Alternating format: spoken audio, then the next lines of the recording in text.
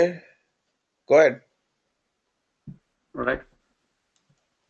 So we'll be covering the reporting part in the success factors today, and like we will cover various aspects of the reporting in success factors and also its business impact.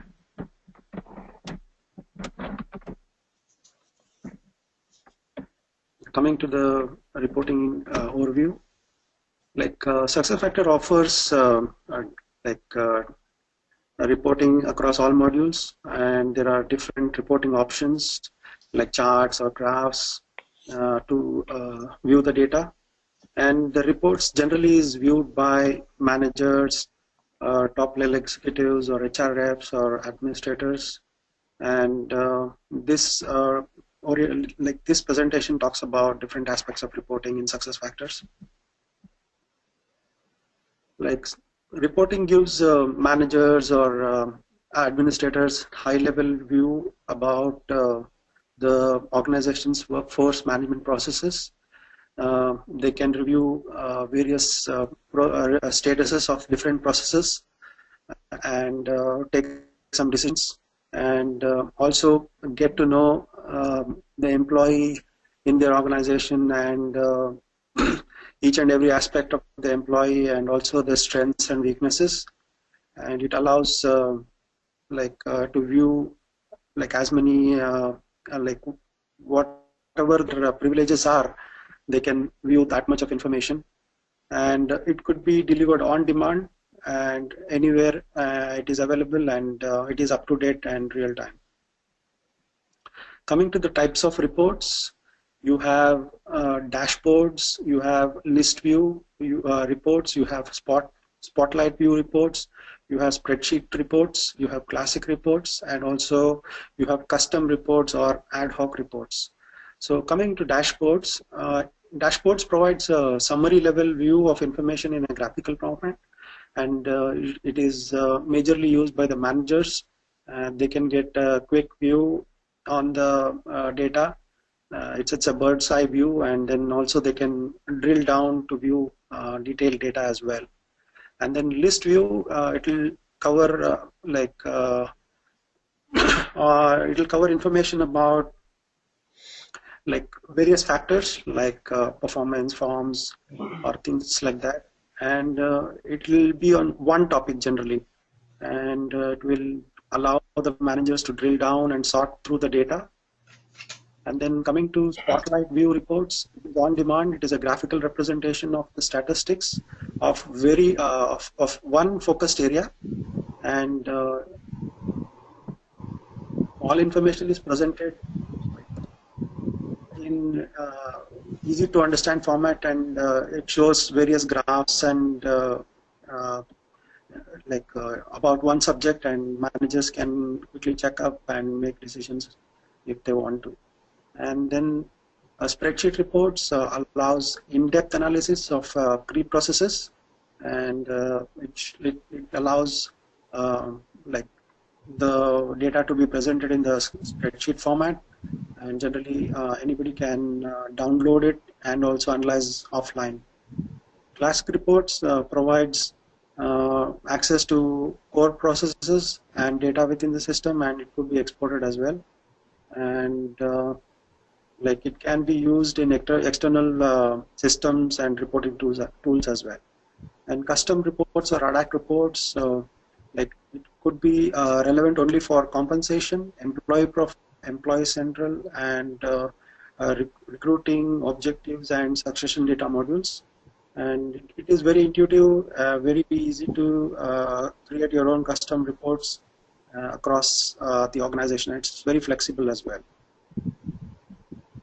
Going to the dashboards, like dashboards are tab of reports, and they are configurable and can be composed by different combinations of portlets, and they are individual charts or graphs which allows us to drill down into list view and view the data in detail. And coming to list view, it is like it provides the data in the list format, and it is the data behind the dashboard charts. And there are 5 types of list views: form list, competency list, goal list, development goal list, and employee list. A manager or an admin or a HR rep can quickly generate this report and get a hang of various things through this. It can be exported and saved for further analysis as well. Then spotlight views are like a graphical representation of the statistics of one focused area, and it is presented in just one page, and the managers or anybody can quickly get the detailed information about one area. And there are 4 types of spotlight view reports. First is the competency breakdown, second is the employee comparison, next is the goal alignment spotlight, and then the goal plan summary report. Next we have the spreadsheet report. Spreadsheet report allows slicing and dicing of data, which is available in the list view, and you can create pivot tables for further analysis. And there are about 20 plus spreadsheet reports. Depending on the modules you are licensed to, you can like access them, but they are not configurable. And spreadsheet reports can be scheduled, and the output will show in the scheduled reports. And then there is what is called as classic reporting. Classic reporting offers ad hoc queries that can be run to generate reports on number of topics, and can be exported as well. And there are about 8 classic reporting options, like overdue, like form status, aggregate and individual workforce, detailed document search, deactivated user inboxes, rating distribution by hierarchy, rating summary, and goal search. And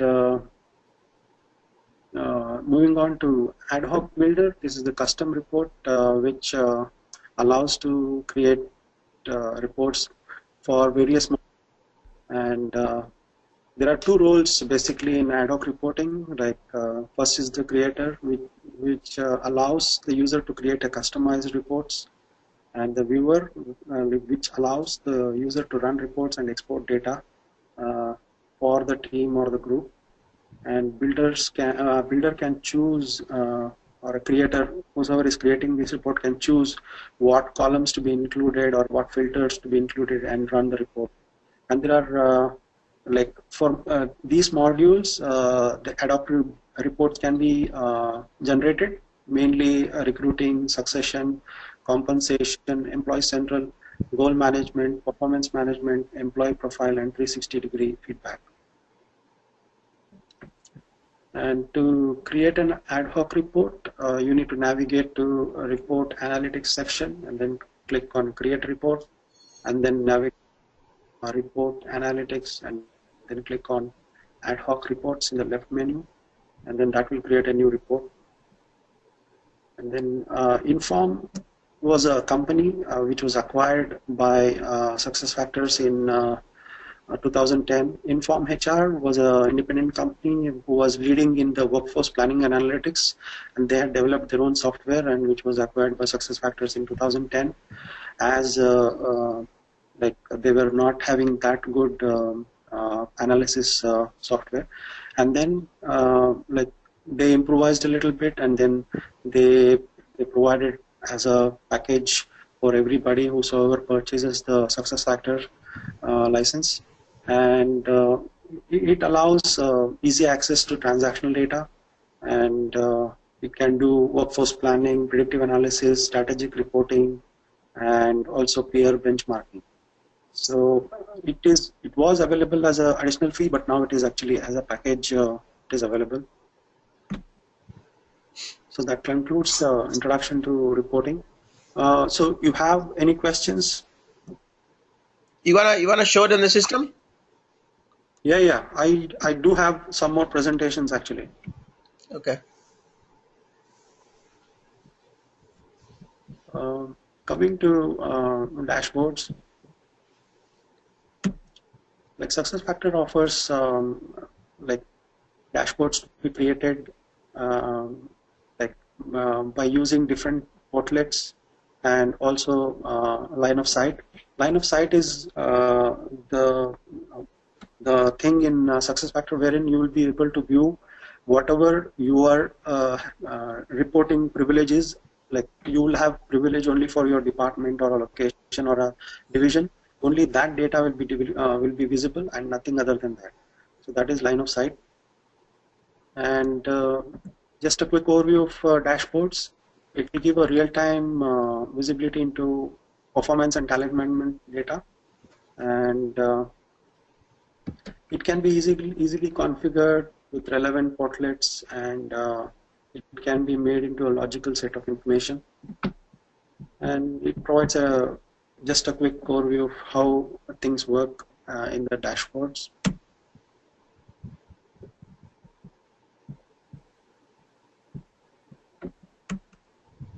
So how do you create the dashboards is you navigate to reports, then click on dashboards, and it's generally used by managers, HR reps, and administrators.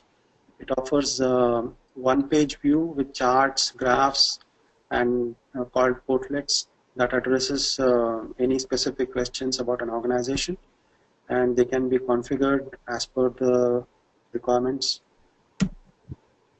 And you have various options like filter, like you can choose various fields which you want to appear in your dashboards, and you can also select dashboards for which you want to create the subject of the dashboard for which you want to create the dashboard on, and then you can view filter summary. That is again various options to view the dashboards, and then you have like portlets.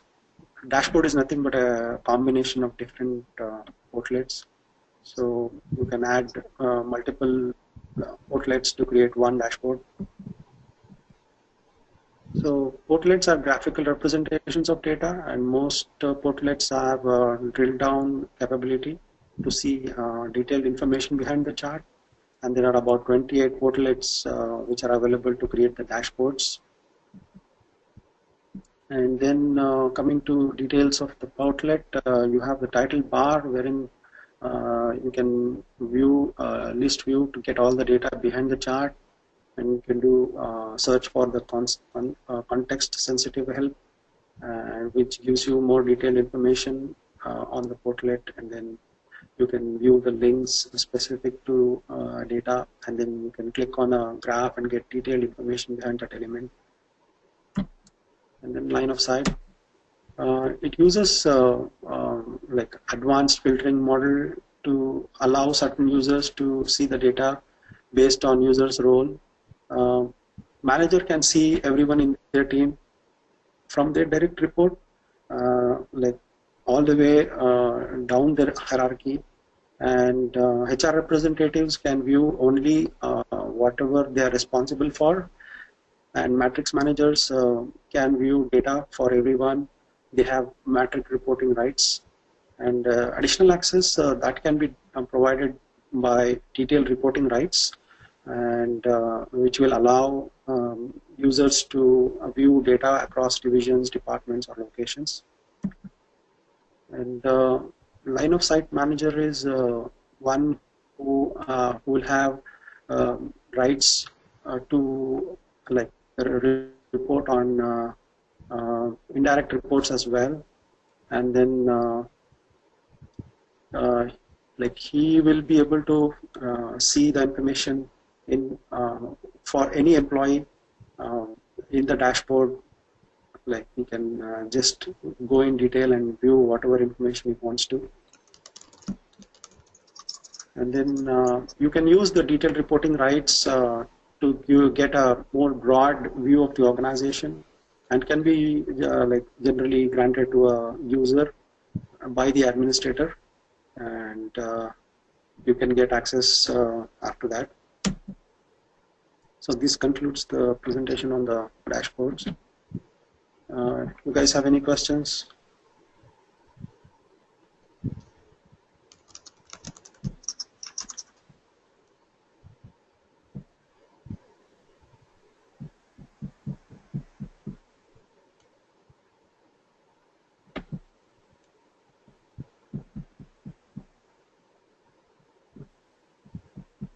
like the reporting thing has to be initially activated in the provisioning system, and also there has to be some configuration done in the instance.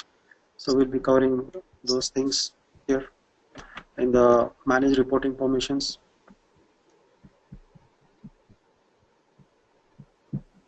You want to show them in the system a little bit? Yeah. So I have like permissions and also a little orientation on the ad hoc reports, and then later I will log into the system as well. So it will cover this presentation will cover the permissions related to like all the reporting sections, and also how to grant permission for ad hoc reporting.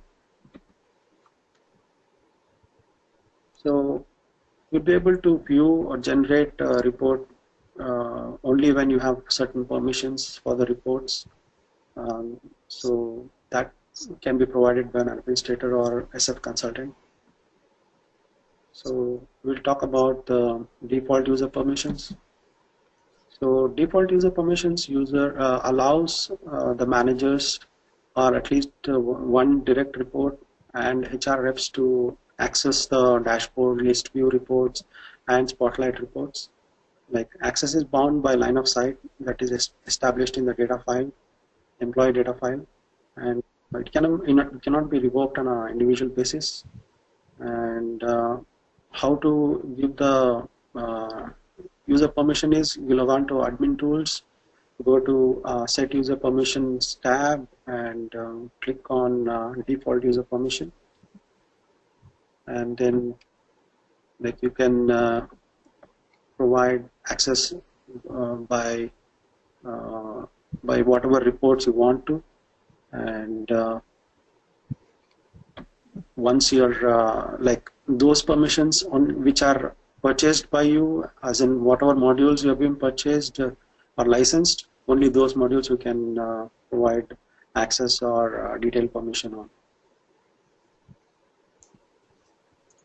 And you can even give permissions to people who are not managers and need reporting permissions. So that can be done on an individual basis.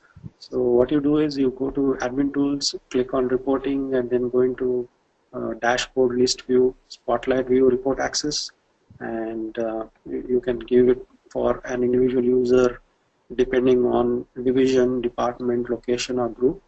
And like you can give access for any one report or all the reports included. That is continuation of it, and then you click on save, the permissions will be granted. So detailed reporting rights, like you can give additional reporting rights for anybody depending on the division, department, location they need to report on. And again, we can do that through reporting, admin tools, reporting, detailed reporting privileges, and you can click on search for users, and then you can checkbox. You can just enable the checkbox detailed report, and that will allow or give the privileges to them to generate the report based on division, department, or location. And you can give for any specific module or all modules required. Then spreadsheet reports. This will allow slicing and dicing of data behind the available list view reports, and you can create pivot tables or anything you want for more analysis, and then you can create up to 20 spreadsheet reports depending on the modules you purchased and licensed for, and they can be scheduled also. And you need to first activate that in the provision system, and then you will be able to view that in the instance. If you are not activated, you will not be able to view in the instance. And like after activating in the provisioning system, you need to come to admin tools, and then set user permissions, employee files, portlet permissions, spreadsheet report permissions, and then search for the users, and you can give the access to all the reports, and once you click on save, the permission is granted. And like you can give like by report type also you can give permissions. And coming to classic reports, like classic reports offers like ad hoc queries that can be run to generate reports on a number of topics. It can be exported as well to Excel, and there are about 10 classic reports. And classic reports are also can be scheduled at whatever time we want, and get the report emailed to us as well. And then there are about like different classic reportings, like reports are overdue document, form status summary, detailed document search, deactivated user inboxes, rating summary, goal search, compensation, aggregate export, archive, and print. Then you need to provide permissions for this as well. But again, you need to go into admin tools, reporting, and then click on dashboard, list view, spotlight view, report access, and then select the user and click on spotlight view, list view, all those reports, and then save it, and then that will provide the permissions to view it. And then coming to ad hoc reporting, like ad hoc report builder allows you to create custom reports for various modules. And again, there are two different roles here for ad hoc reporting. Creator, it allows to create custom report templates and can be shared across the organization. And then viewer, it allows a user to run reports and export the data for their team or a group. The creator can choose columns to be included and then select filters as well. And generally report creators are given to only super users, and you can create ad hoc reports for recruiting, succession, compensation, employee central, goal management, and also employee profile areas. So again, you need to give the permissions through admin tools, reporting, and dashboard, list view, spotlight view, report access. You can search the user after entering the first name, last name, or the username, and you can like save the permissions for the ad hoc builder for all reports. And that includes the permissions as well. So any questions?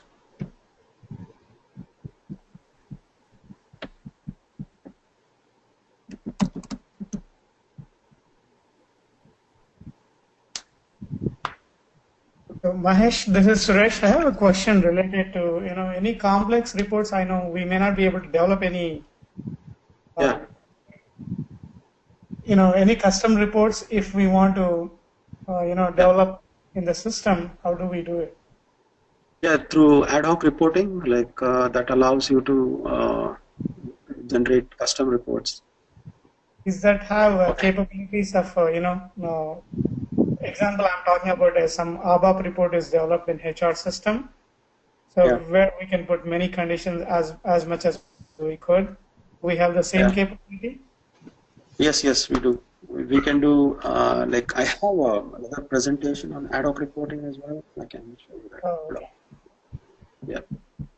Okay. So coming to the ad hoc reports, so we will cover like various things which can be done through ad hoc reports, and also common problems, most probable problems could occur there, and how it is solved as well.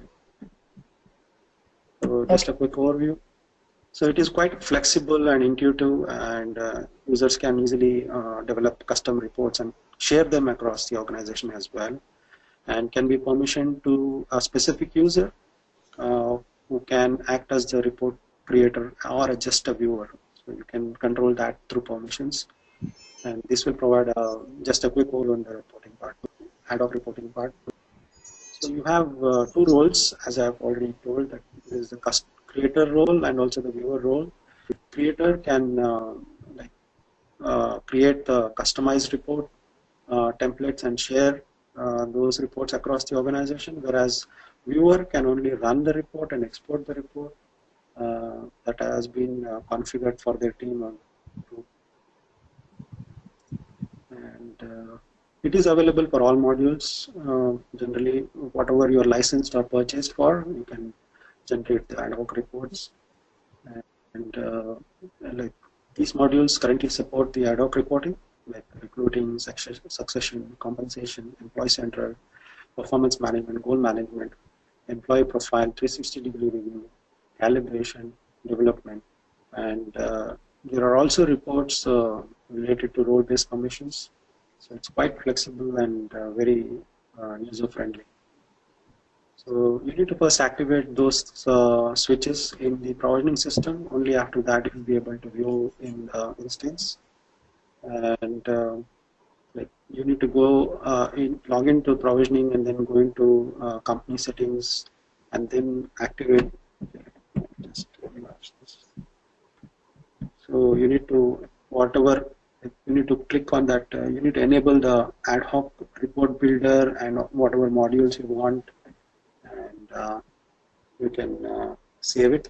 That will enable the ad hoc reporting in your instance. The permissions, you need to log into admin tools on the instance and then go into reporting, and then you can enter the first name, last name, or username depending on the division, department, or location, and then search for the user and then grant the access for that user. For all the reports you want, or any specific report, you can give the access. You can accessing the ad hoc reports. You can log on to SAP instance, go to reporting analytics tab, and you can select the report name, type of reports, and who the owner is, and you can also create a new report as well. Creating ad hoc reports. So you have various things wherein you can use to create the ad hoc reports. Basically, 5 steps are very important, like general information. Here you give the report name and then select the type of reports to be run, and then people, who are the people who are included in the report, and then columns are various options you will select for running the report, and filters again. If you want to narrow down the data in the report, you can do that through filters, and you can run the report and data is displayed. And you need to have granted rights already before that to create or run the report, and you can basically it is granted to managers, HR reps, or administrators who will be able to create or run the ad hoc reports. And then there are 2 ways to create the ad hoc reports. First is click on create reports, and then you can also in the reporting center select ad hoc reports and click new report. And then you can select from the drop down either if it is single domain or cross domain as well. Cross domain is from multiple domains. You can create a ad hoc report, say employee profile and goal management for an example, and then you can click on create, and you can provide a report name and then provide a description. And then you can have a reporting audience as well, and again you can pull the report based on people, or you can even refine it if you want to. And you can like use detailed reporting, and if you want a broader view, and You can also share with other users if you want to, and like you can select various division, departments, and locations as well, to whom you will be sharing and who will have rights to view this. So all those things you can control. In the columns, you can like add scenarios or items you want to view in the reports. Like if you're talking about Europe, you can, for an example, if you're talking about relocating to Europe, you can add like people who can speak Italian, French, Spanish, and you'll be able to like hire people based on their abilities to speak French, Italian, or Spanish, and you can view the report. And you can select whatever columns you require just by like clicking on columns and just ticking or enabling whatever you want to select. You can select the columns, and you can rearrange the columns as well, and you can sort the columns as well if you want to, and you can group them as well. And you can group them depending on the language, or like you can have any other filter for grouping if you choose to. The filters, you can set custom filters as well, like for any specific population or data set. If you want to like generate the report on, you can do that. So you can click on filter section and then click on refine criteria. It will show all the possible filters you can choose, and then you can enable any of them, and then click on save. It will be added, and once you are done, click on done. So you can even remove the filters if you want to,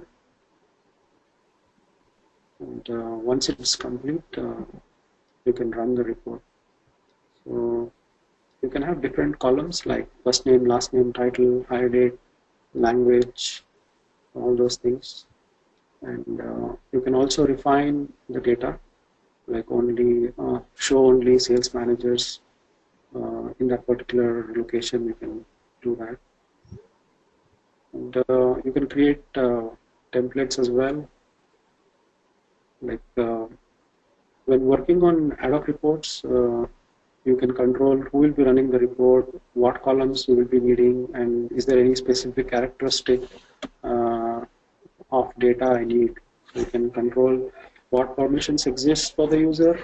Is there any specific permission that will be needed for future analysis?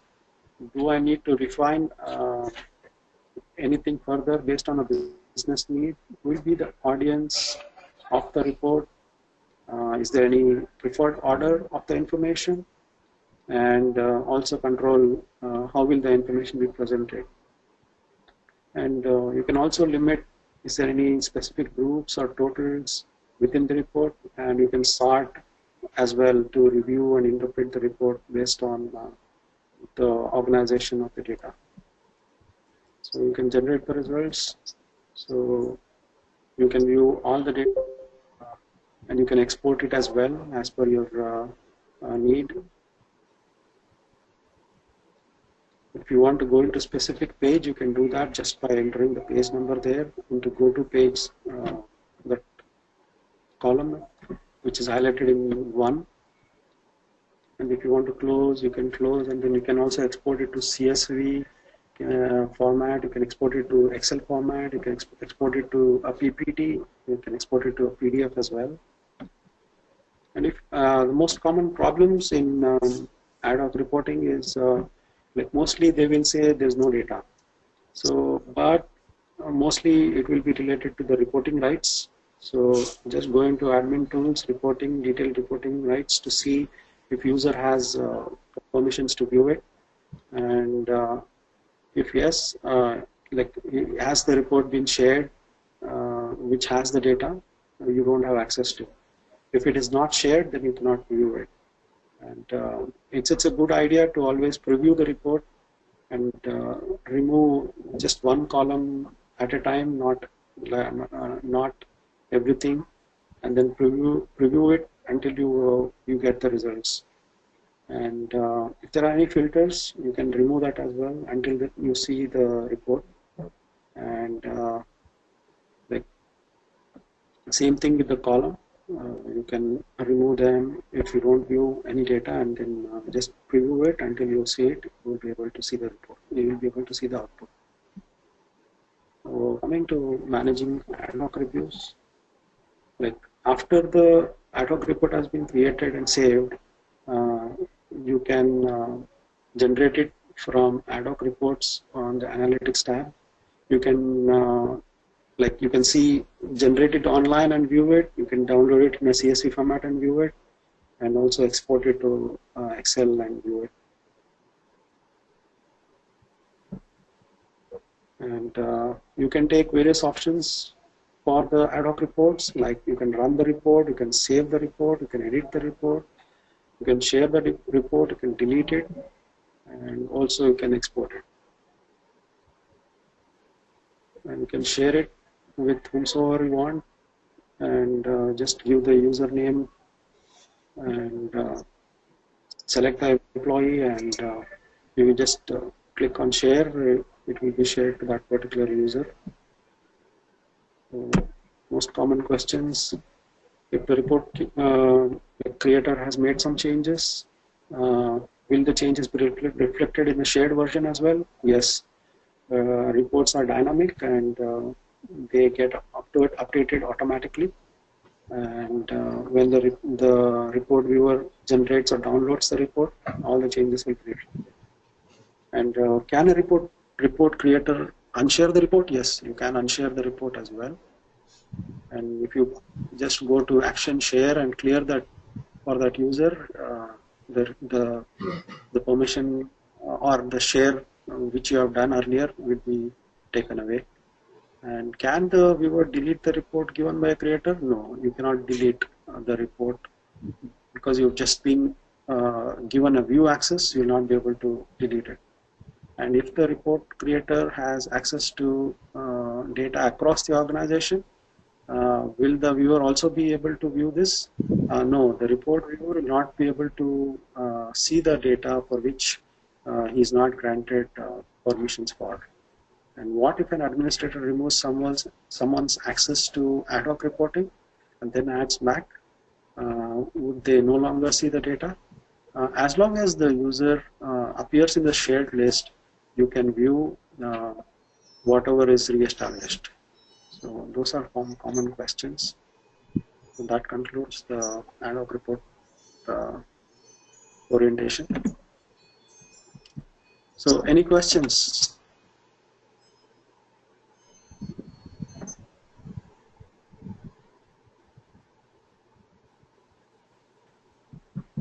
So the way you access the reporting module is going to log into instance and go into analytics.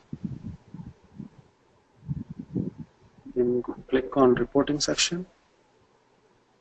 You'll find various reports here. So this page is called the report center, wherein you have all the things related to the reports appearing here, and then you'll find these reports. Actually, the spreadsheet reports is not activated in our system, in our projecting system. That's why we're not seeing this. We're only seeing list view reports, spotlight view reports, and classic reports. And you have a different section for the ad hoc reports here. So we'll just quickly see one report each in all the reports here. Coming to list view, you have various forms of reports. So if you just click on employee list, you have various filters like for which you can run the report. So generally, as we don't have that much permissions as of now, we just have permissions for running the report for the user who is logged in. So like if I you want to see the date options, you can select that, and then see whatever date range is given. And then if you want to change it, you can change the module you want to run the report for, and also you can choose whatever division, department, and locations for which you want to see the list for, and then you click on generate reports. You can save the setting, you can export it to Excel, and also you can schedule the export as well. So if you click on generate report, it will generate the report below, and then you will have like this employee is the only one who is currently present here, so it is showing in a list format. If you want to view the details, like you can click on that employee, go into employee profile, and then view the detailed information about that employee. So this is about the list view report.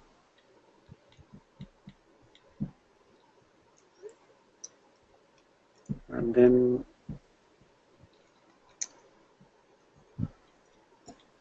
going to Spotlight, this is detailed information about one focus area. So if you click on any report here, you need to select the objective. So if I choose this manager, click on next. If I choose 2013 goals, and if I say next, so again I need to choose one objective here. I click on this and then say finish. Now it generated a report wherein it shows the organization alignment for goal or objectives for that manager, and it gives a report of her reports who have like what percentage they have completed, and if what is the progress, and also gives a detailed view or a graphical view of how the team is doing, and it will show the status of aligned objectives here. Like it shows like various options like on track, behind, completed, high risk, postponed, or cancelled. We can make out various things and quickly get to know what is happening under her reporting structure. So this is about the Spotlight view reports. Then coming to classic reporting.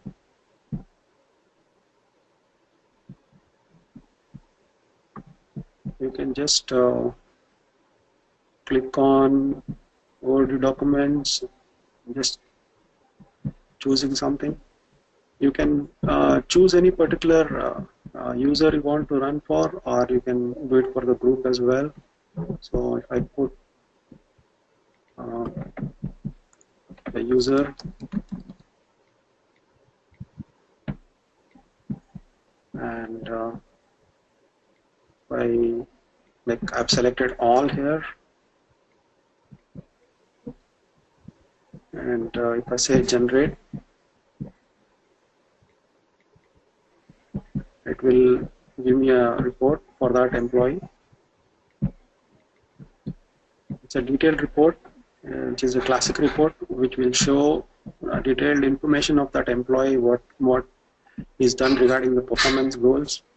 It will show whatever his progress is, and if he's behind, it will show in detail everything, and manager can get to know in detail whatever his performance is. So this is a classic report, which is a detailed one. And then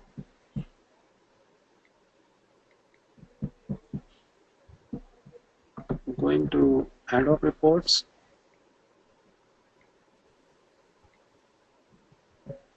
Here you can click You can choose either multiple domain or single domain.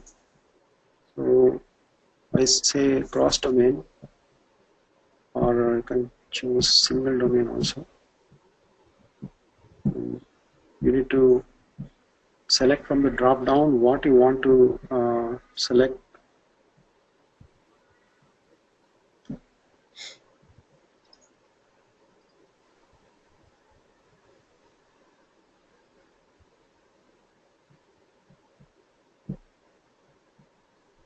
And then click on create.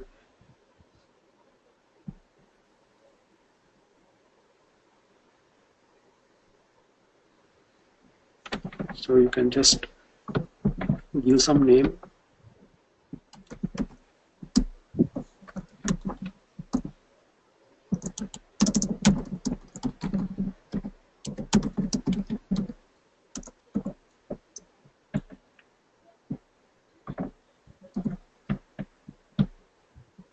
And then you can choose the priority for this report. You can say if it is high, medium, or low.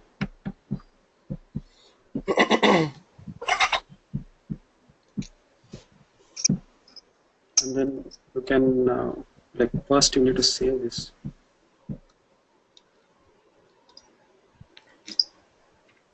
So report cannot be run until everything is complete. So go here.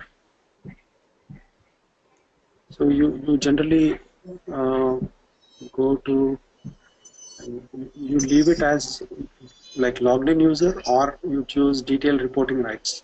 I don't see those things here. Choose HR reports, include inactive users as well if you want to, and click OK, and then click on save. Then columns, you can select columns. So you can say employee ID, username,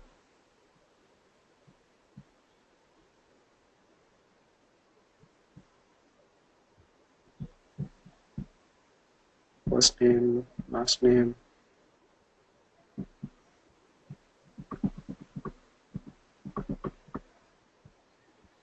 nationality.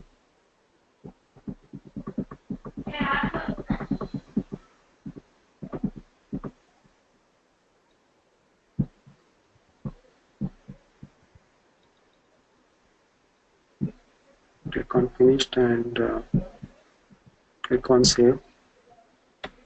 Generally configuration, you don't do anything, you leave it as it is. Like filters, if you want to add filters, you can add filters.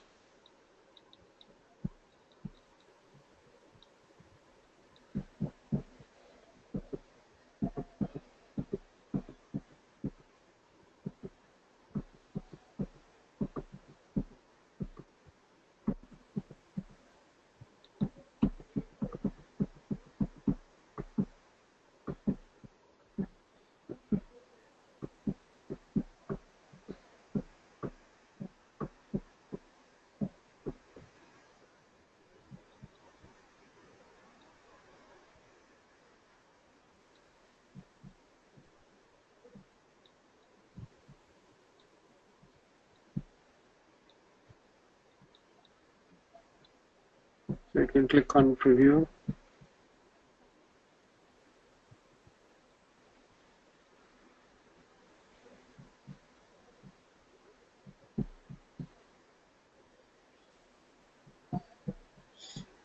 So click on generate, the report should generate. So this is how it will look, and if you have the data, it will show it here. I can download, you can download to CSV, Excel, PDF, and also as PPT.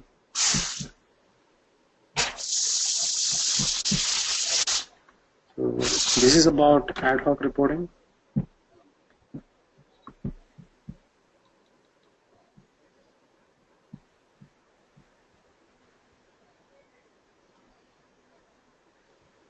And this is the dashboards.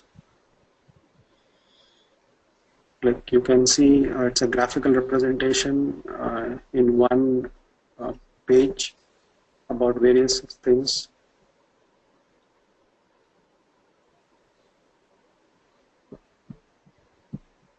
You can click on that particular thing and get to know more details on that.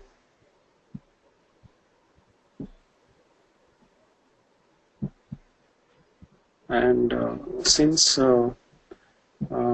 May 2014, the dashboard 2.0 has been activated and introduced.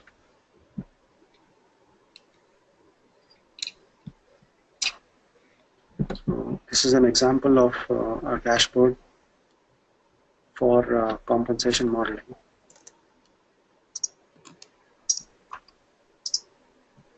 So this completes the reporting.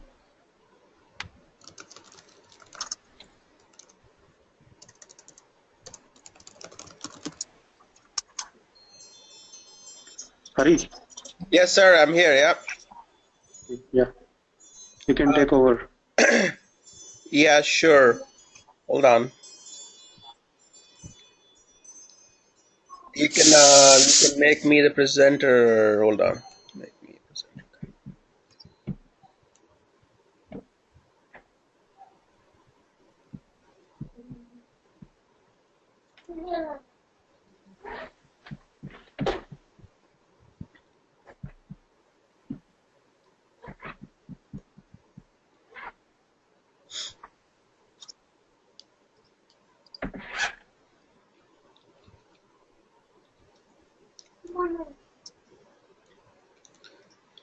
Good morning, everybody. This screen is kind of bothering me. Let me give me a second to change the layout, or maybe let's do it together. Okay, let's do it together. So this is, by the way, this is the new access that I was talking about. It is, I think, already did talk to everybody in the class pretty much. It's about $400 per month. I have to pay to this gentleman. It's a complete access. As you can see, payroll, recruiting, variable pay, compensation, succession management, reporting, pretty much all the modules are kind of turned on in this one, except the provisioning system, which he has access and he can turn on, or whatever we want him to do, he will do it, but he will not give us access. So it's a good access. If it's optional for you guys. For some of you, like students and for instructors, you don't have to pay. They don't have to pay. But for others, I would suggest that you pay like $50 a month, as long as you want to get this complete access. It's optional. If you don't want it, you don't have to pay. You can stick with that the other one that we have. So for here, let me go change. See, in the old one, we could not change the templates. So for example, so I'm going to go into themes. So I'm going to go into theme manager. It's kind of bothering me, the black thing here. So this is how you change the themes. Let's pick something nice.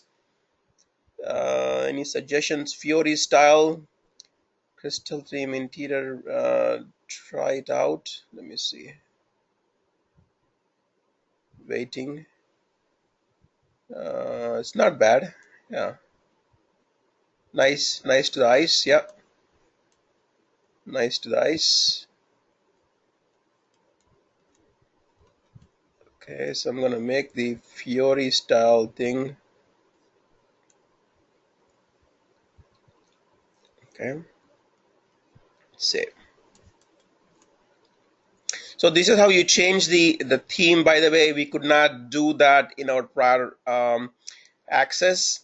So now you can see we have access to all the modules here. Planning, analytics. This is easy. By the way, we're going to get started on the Employee Central today.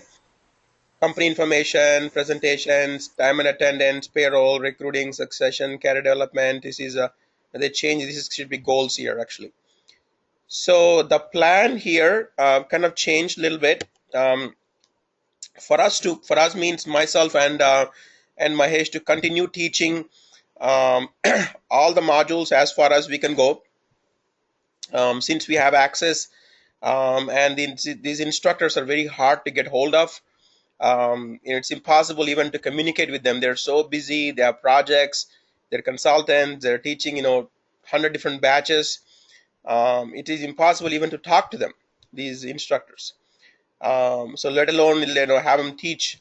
So it won't be very productive for you as well. For us, to for them to engage them to teach the class.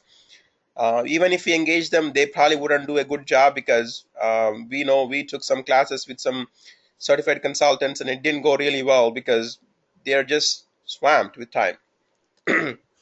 They show up to the class, they don't show up to the class, they don't tell you, when the class is, they don't give you the documentation, they don't tell you what's going on. It's going to be, it's the opposite. We sometimes we chase students to have them come and join. Over there you have to chase the instructor, because they don't care, because they have 100 people in the class. They don't care if you show up or not. They don't bother to tell you anything. They don't care about you. So this is more of a personal interaction. We are taking time to prepare. We're taking time to teach you. It's a different experience, right, Mahesh? I mean, how hard we struggle to just get a class, right? Definitely, yeah, I completely agree. We cannot just say that we'll just take up a batch, because we need to prepare the whole week apart from our normal responsibilities, duties, work, project, and everything, and then dedicate time for preparation, and then uh, like deliver the class. So it's kind of very demanding if you have family commitments and project And these commitments and guys, like, everything. they change at the last minute. They say, oh, class is canceled now. Let's meet at 10 o'clock. Let's meet at 10 p.m. Let's Yeah, meet at 11 p.m. Let's meet at 12 p.m. Because they have students from all over the world. Literally, the class right. that we were in, there are people from Malaysia, there are people from UK. So, what are you talking about? Friday, 11 p.m.? He will instantaneously change it to, oh, okay, let's meet Saturday, 6 a.m. That's it. You have no choice. And then half an hour notice. So Yeah, within half an hour he will we, tell you, and within half an hour he will take away your access.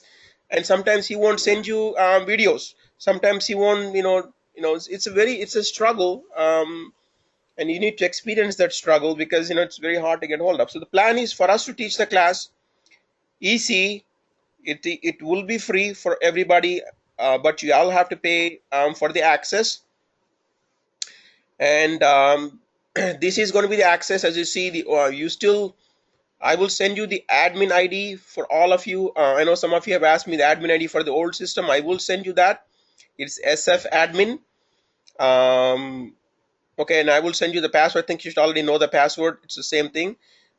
It's so you can log into the old one, or you can log into this new one. Either way.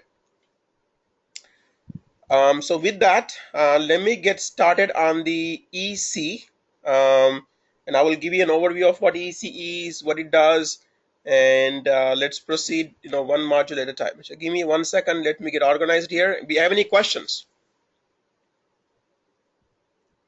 before we get started? Hi, Ari, this is Anaga. Yes, Anaga. Sorry, I missed the initial part of ad hoc reporting. Will that presentation will be on your Google Drive to look at? Yes, it will be on YouTube. But what's happening is I will upload it to YouTube, but I'm gonna make it as private, not private actually, unlisted. So Okay. you have to have that link to go to that thing. You won't be able to find that directly on the YouTube. So, but I will upload it to YouTube directly, and do not share those links with anybody. Okay. Okay, only you have to watch it. You cannot email those links. They will be in an unlisted status. Okay. Thank you.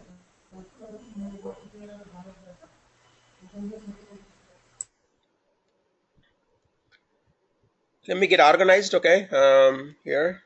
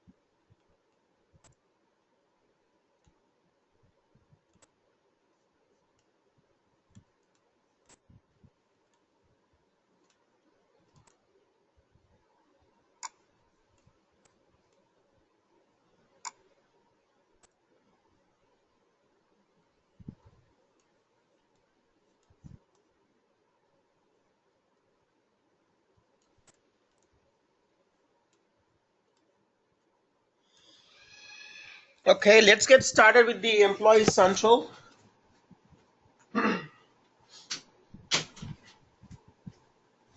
Employee Central is like your core HR. So it would be very similar to if you worked in your SAP HCM system, very similar to the core HR module. Um, let's talk about the overview of what it does, what are some of the features, and then we can go into the actual system. Uh, Basically, the Employee Central supports over 50 countries and supports about 19 different languages. Some of the key features of this includes the org chart. Basically, the org chart functionality provides the natural way for HR professionals, managers, and employees to navigate their organization. So it means your org structure, relationships, who reports to who, how your company is structured and organized globally and locally. Okay. Next thing is effective dated transactions. Means it's process future dated as well as retroactive HR transactions. Means you can lay off somebody in the future. You can set effective dates for all the transactions when something is going to be effective. Okay. It also provides for employee self-service. Employees can update information, execute transactions such as their name, address, employee contact information. It is very similar to ESS and MSS if you're very familiar with the with the EC. So you can change your direct deposits. It has access to payroll directly. I mean interface to payroll directly, and also manager self-service. Manager can access employee information. With proper security rights, view personal information, employee history, salary history, training history, performance history. So it's almost very similar to ESS, MSS for your core HR system. So that's one of the features of the EC. Workflow. So automated workflow and track a transaction through its life cycle. Any approvals. For example, if you hire a new employee, they need to be approved. Any pay raises, anything, you can set the workflow approval. And everything is mobile enabled. It's a great feature, right? For ESS, MSS, especially, everybody's with iPhones and iPads these days, and very easy to access from your phones. That was a big struggle for the core HR system. Notifications, any status changes, employee new hire, terminations, any vacation approvals, things like that. So notifications. Any mass changes, changing of the jobs, job relationships, manager has moved, changing of the organization, people have reassigned, people moved to one country to another country. Yeah, you took a assignment in a different country. So all those mass changes can be done pretty easily. Recruitment integration, it pulls new hire information from recruiting directly. You don't have to rekey in the data. It tracks the basic worker demographics, legal entity, for example, what company code, what cost center, what general ledger code, what GL accounts you need to book for your expenses, gender, nationality, ethnic, social security numbers, emergency contacts. So all the basic information supports it. Different employee types, immigration, green cards, H1B, different visa statuses, L1B. So what visa he's on, and also for all the different countries, right? Not only for the US. It also does the employee history. When you came in, obviously that's kind of a given. Changes and transfers.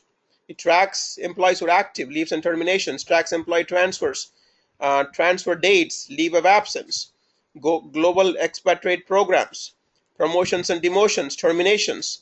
We all expect the basic EC or basic core HR to track, and it does do all of these things. Position management, absentee management, and at the very last, reporting and compliance. Trend analysis, what is your exact number of employees are working, just like in all the things Mahesh has covered, as update reporting, date range reporting, audit compliance. There are 200 different 2000 different built-in matrices and benchmarks. You can drill down and do analysis, basic HR metrics and benchmarks. So very broad overview. Actually, this is the sheet that Success Factors will give you, specification sheet for Employee Central. So I just wanted to share their view of what they think. All these things may or may not work, or maybe some are great or some are not great, but this is what they think is a fact sheet of their product. Let's see how good the product is. And this is another fact sheet. Basically, it supports collaboration between different business around business goals. It integrates with the talent management module. We already know that. It's a core HR functionality. Provides seamless integration with other non like SAP or non-SAP and things like that.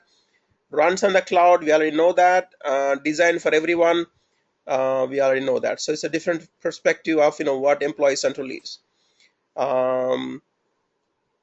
It's reducing costs and compliance, and to drive people's decisions and to grow the business, and so and so. Okay, another shift is okay.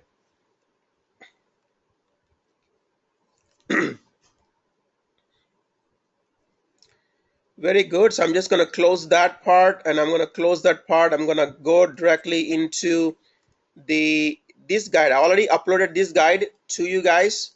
I'm going to go into Success Factors. I've created a folder within Success Factors called EC course, and there are videos. These are all the videos there are 8 different modules. So you can download them. You can watch each of these different modules at your own leisure and pace. They're all videos. You can unzip them. This is the HTML player videos. And also in the main folder, I think I uploaded all of the modules here. Okay. The presentation that you're seeing right now is somewhere here. Exactly. I don't know where it is, but I did upload it here. Okay. So with that, I'm just going to go back here. This is the implementation handbook. Very good, very thorough. Has all the step-by-step instructions on how to implement EC.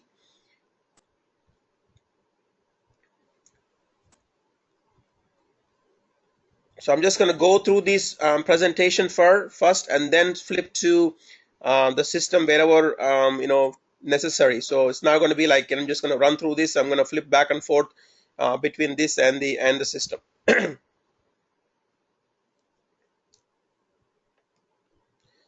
Okay, what is Employee Central, Mahesh? One more time. Employee Central drives a lot of information you see in employee profile, talent management. So Mahesh, go ahead. Give me 1 second. A 2-minute drill. What is Employee Central? Yeah, Employee Central is the core HRIS solution which SuccessFactors has provided for business users to start anywhere, go everywhere. You just need to have an internet connection and a user ID and a password. You can do effective dated entities. You can get detailed information about employee like data, and do real-time transactions and also view all the data right from retire to hire to retire. And it is nothing but PA 20, 30, and 40 in SAP HR. Very good. One more thing I thought I missed. Employee Central connects all the different modules. Okay. And it supplies the data. Yeah, it supplies the data for all the other modules. Data basically resides in Employee Central module. So let me bring up that slide right here. You see here, at the foundation of this, all the different modules is Employee Central. So we looked at compensation, we looked at goals, performance, and planning. So all these things are linked below EC. So if the data is there in EC, the goals is going to pick it up, performance is going to pick it up, workflow planning is going to pick it up. And how does the data get here? It comes from the core HR SAP module. So it would be right here somewhere, and then you interface the data to EC, and EC sends it to goals, performance, and workflow.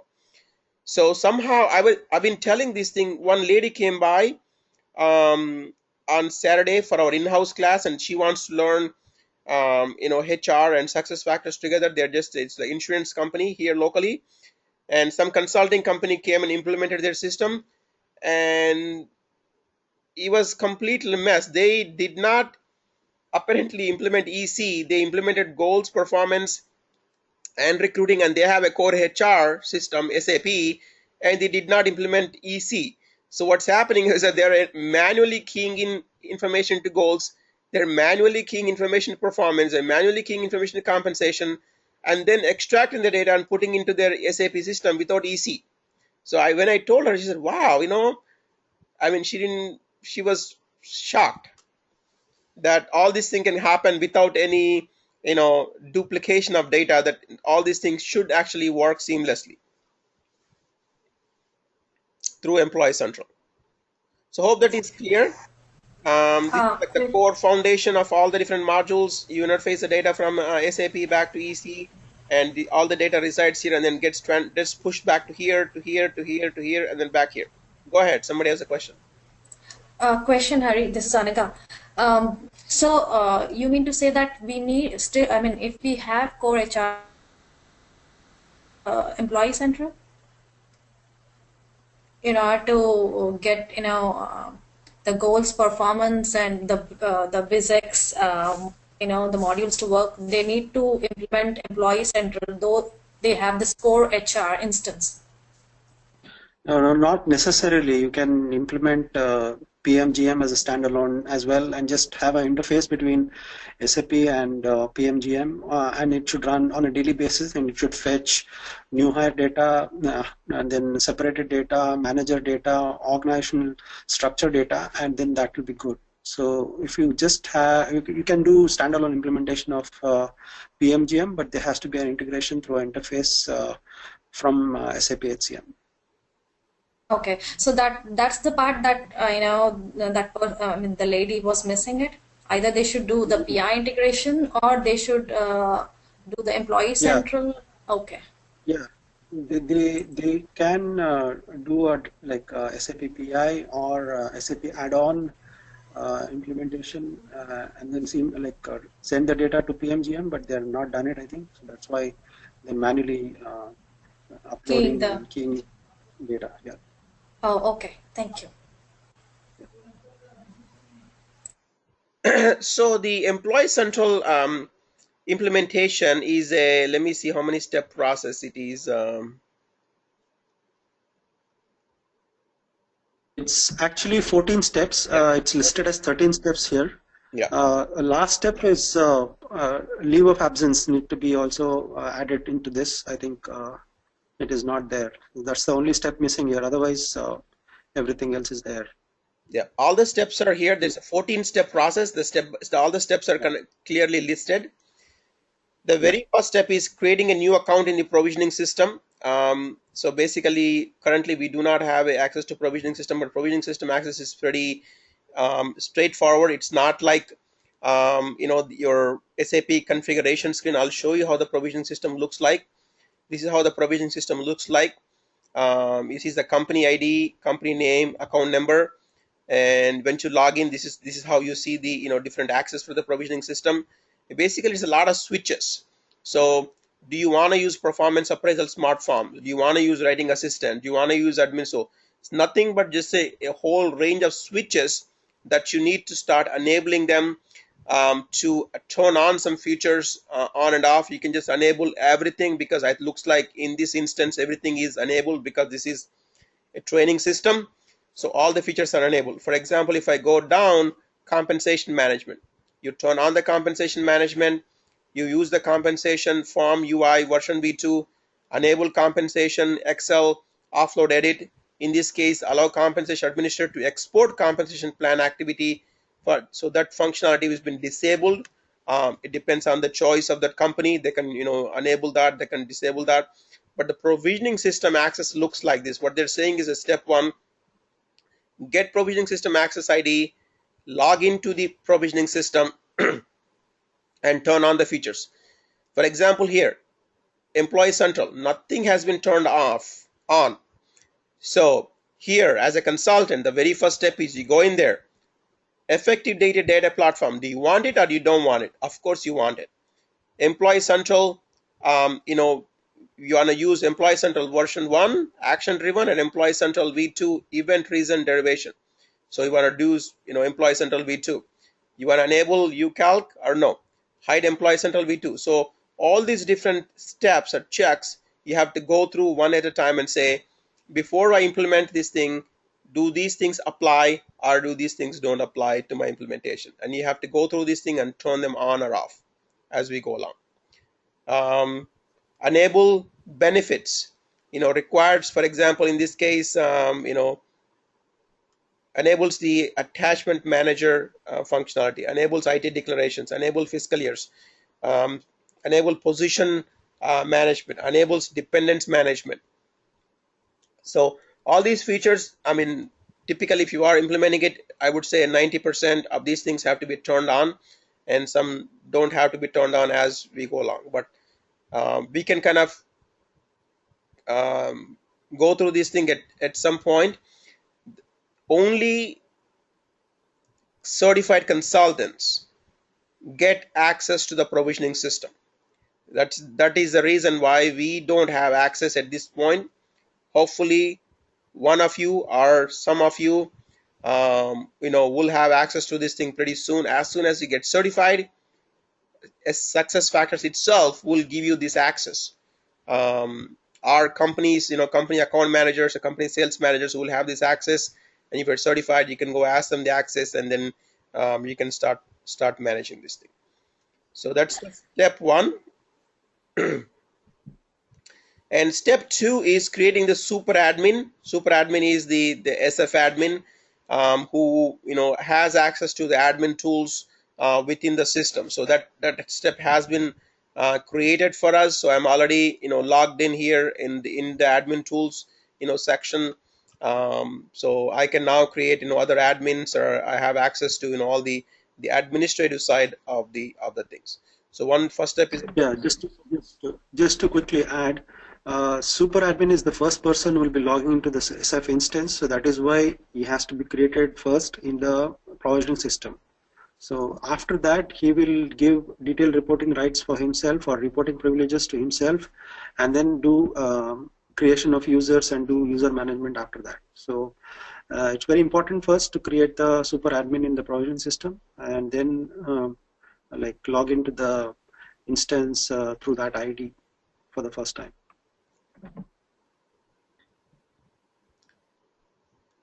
Okay, the third step is called the corporate data model.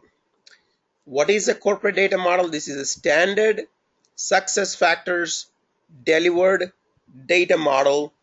It's a structure basically that every company should try to implement. This is a standard version, and you can export this data model from the SuccessFactors website directly, or any of your sales people, SuccessFactors, they will give it to you.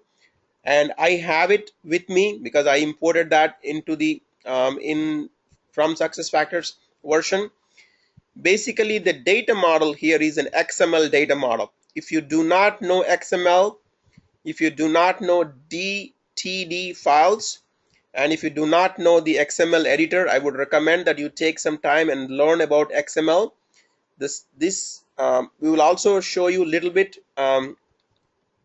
preview of how the what XML tags are, how XML works, but I would strongly recommend that if you do not know a little bit about XML, that you take some time, go to Google, go to any YouTube videos, and start working on your XML skills. So what is a corporate data model? Corporate data model is a starting point to set up the company's structure, how your company is organized, who reports to who, what are all the company's departments are there, which cost centers are tied to which departments. Basically, you set up what they call is the foundation objects. So key concepts. Foundation objects are set up, are the basic data objects. Okay, you set up the data that can be shared across the entire company, such as job codes, departments, and cost centers. So we're going to be using this term. Foundation objects are basic data elements that you share across the company, such as job codes, department, or cost centers. Okay, and then you set up these things within the XML data model. So you set up foundation objects in the corporate data model and define the relationships between them by creating associations in the XML file for the data model. So only foundation objects defined in the data model can be used later in the employee central, and associations defined, etc. So the corporate data model is basically an XML file, and I'll show you how that looks like. Basically, this is kind of a corporate data model. You can see here the business unit is a foundation object. Okay, the subtype of this is an org structure. For example, location is a foundation object. Company, which is the legal entity, is also a foundation object. So all the basic things that you share across the board, within a company, they're all foundation objects. So this is how the data model looks like. This is the HRIS element ID. This is the standard label. What it is just a field. If you know what a table, columns, all those things are, this is the field ID, field name, the object type, and the sub-object type. So that's all there is to it. It's just it's a model that system, standard model SuccessFactors will give you, and you can take it and you can customize this model to suit to your company's needs. So what I've done is I opened this in something called XML pad. Everybody should install this XML pad. You can download it, go to Google or any software downloading thing, and you should install something called XML pad Pro version. It's free. You can download it. And all these data models have been uploaded to the SharePoint version. Basically it comes like with an XML file. Where is that at? It's Employee Central right here. See, data models. So basically Employee Central data models, I uploaded this file. This basically, when you unzip it, it's going to give you some kind of an XML format files. Okay, right here you see here ACE R3 data model.xml, and then you install XML pad. Actually I can upload all these to the website. You install XML pad, you open this .xml file, which is the corporate data model for this company, fictitious company that we're dealing with, and you open that, and then it's going to look like this. This is the XML data model. Okay, and these are all the different this is a succession data model, so I did not open the corporate data model, which I could, but it kind of looks pretty much similar. You'll have the HRIS ID, you'll have a maximum length, you'll have true or false, and you'll have a label or user ID. Okay, so this is the succession data. This is the second step actually. I don't know, I should have downloaded the corporate data model.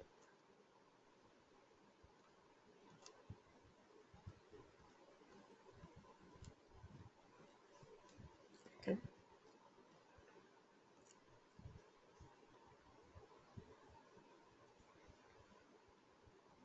So it is very clear what a corporate data model is. Corporate data model is a standard model given by SuccessFactors to you.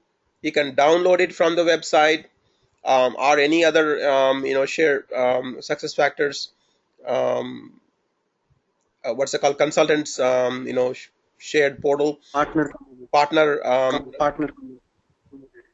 and this is basically an XML file that has all the elements that are required to get started with the basic Employee Central foundation. Within that, you have foundation objects. Foundation objects are basically objects that are shared across the company. such as any organization structure, company codes, legal entities, cost center, job structure, payroll, and they have the same model. It has a HRIS element ID, standard label, subtypes. Subtypes can be org structures, job structures, pay structures, or other objects such as workflows or dynamic rules. Okay, and it looks like this, but in a real world it looks like an XML file with all the different tags. So let's go. I think we do have basic XML version here. Give me a second.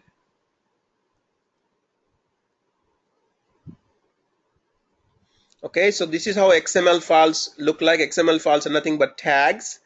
For example, if you're creating a foundation object in XML, basically you open the tag, you say HRIS element ID is location, the label is location, the maximum length for this is 32. It is external code is equal to visibility equal to both, means it is visible. It is required equal to true, means it's a required field. And then you close the tags, and then you go on, and then you close, and then the search criteria for this particular thing is corporate address.city and corporate address. How do you search this location ID? So, and then this is how the basic structure of one single data element within the XML file for the corporate data model. In the XML file for the corporate data model, the HRIS element defines a foundation object. Each foundation object has an ID. You should not change, of course, that ID is very unique and you should not change that ID. Location.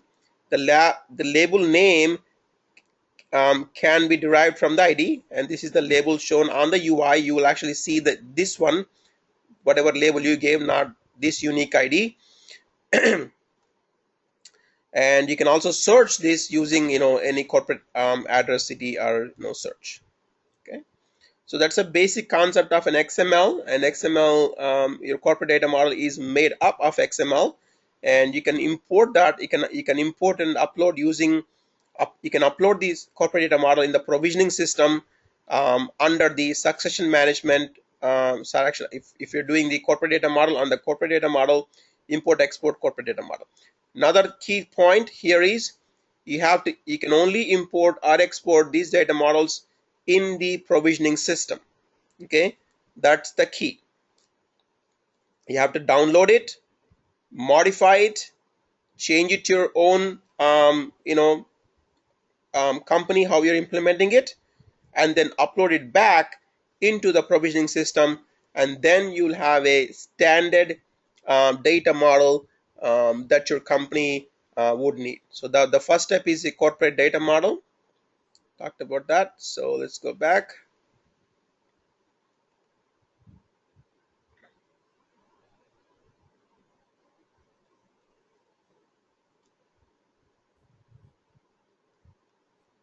Okay. So very clear. What is a corporate data model? Next step is the succession data model.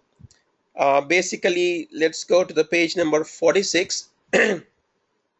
With the succession data model, you set up data that is related to people in the company. This data can be divided into following areas. One is a person data. This includes information that is linked to a person and not dependent on the job, such as employee's address and national ID. Okay, and also it has employment data. This includes job related information such as compensation and such as hire data. So the corporate data model is at the corporate level, very generic, which can be shared across the organization.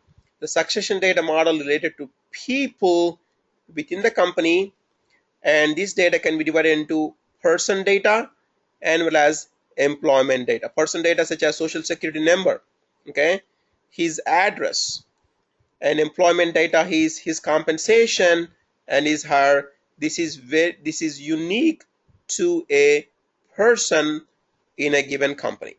So the second step is creating the succession data model and customizing that to your taste, to your needs, and importing that within the provisioning system so that you have a succession data model created within the system. So you set up this data by defining the person's objects and employment objects within the XML file for the succession data model. And it follows the same structure: HRIS element ID, standard label, and it also has portlet.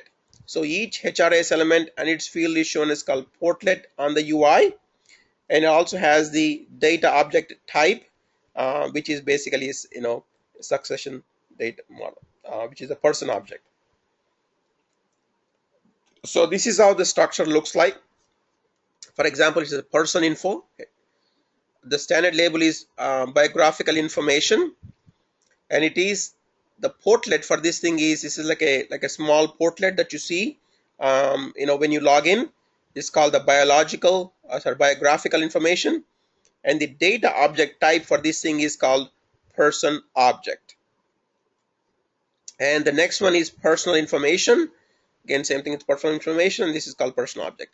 Let's see, this is a national ID, this is social security number. In the US we call it, the standard label is national ID, but you should call it social security number. In the US, if you have to customize it, maybe in India we call it PIO card, or in Brazil you can call it whatever name that ID is. And this is the national ID information, and this is the object, data object called person object. And this is the home address, and you can say address simply, one doesn't have to say a home address. And this is the person object, and the portlet for this is home address because it shows up in a separate widget. It's a separate place within the system. It's called the home address. And this is how the data model is going to look like, and this is how I'll actually open this up here. This is actually the succession data model that we are looking at. Standard SuccessFactors standard data model. You have username, which is required equal to true. For example, here this is the email for that person, gender for that person, last name, first name, department, division, location, job code. So this is how the employee ID, address, for example. This is very generic to a person, right? This is very personal to that person.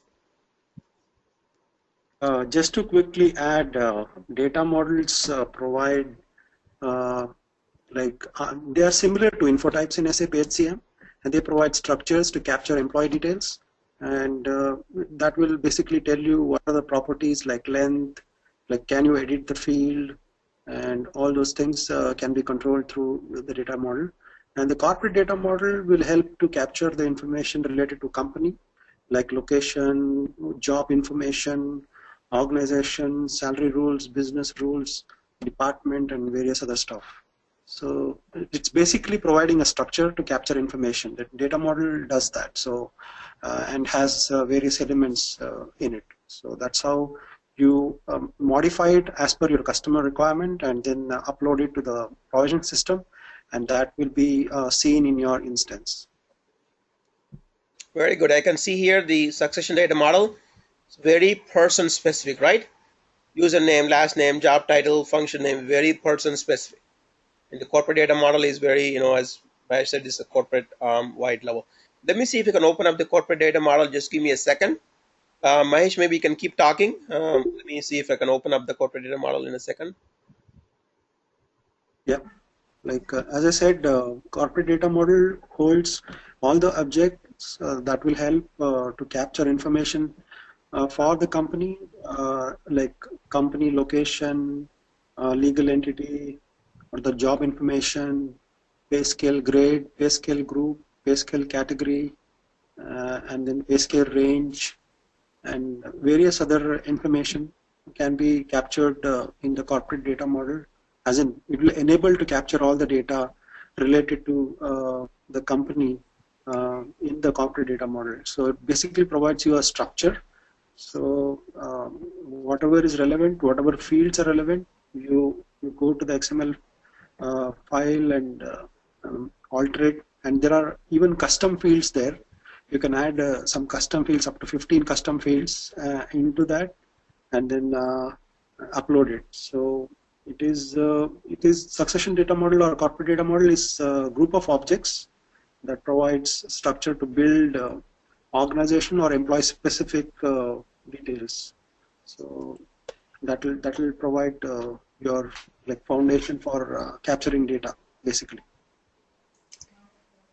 Mahesh, it seems to be like, in core HR, they are similar to organizational management and personal administration. That's right. Yes. The corporate data model equivalent to organizational management, and succession equal to personal administration. Right. That's right. Yes. You're creating the structures, basically the foundation for it to capture the data. So succession data model enables you to capture the personal or the employee level details, whereas the corporate data model enables you to capture the organizational level details.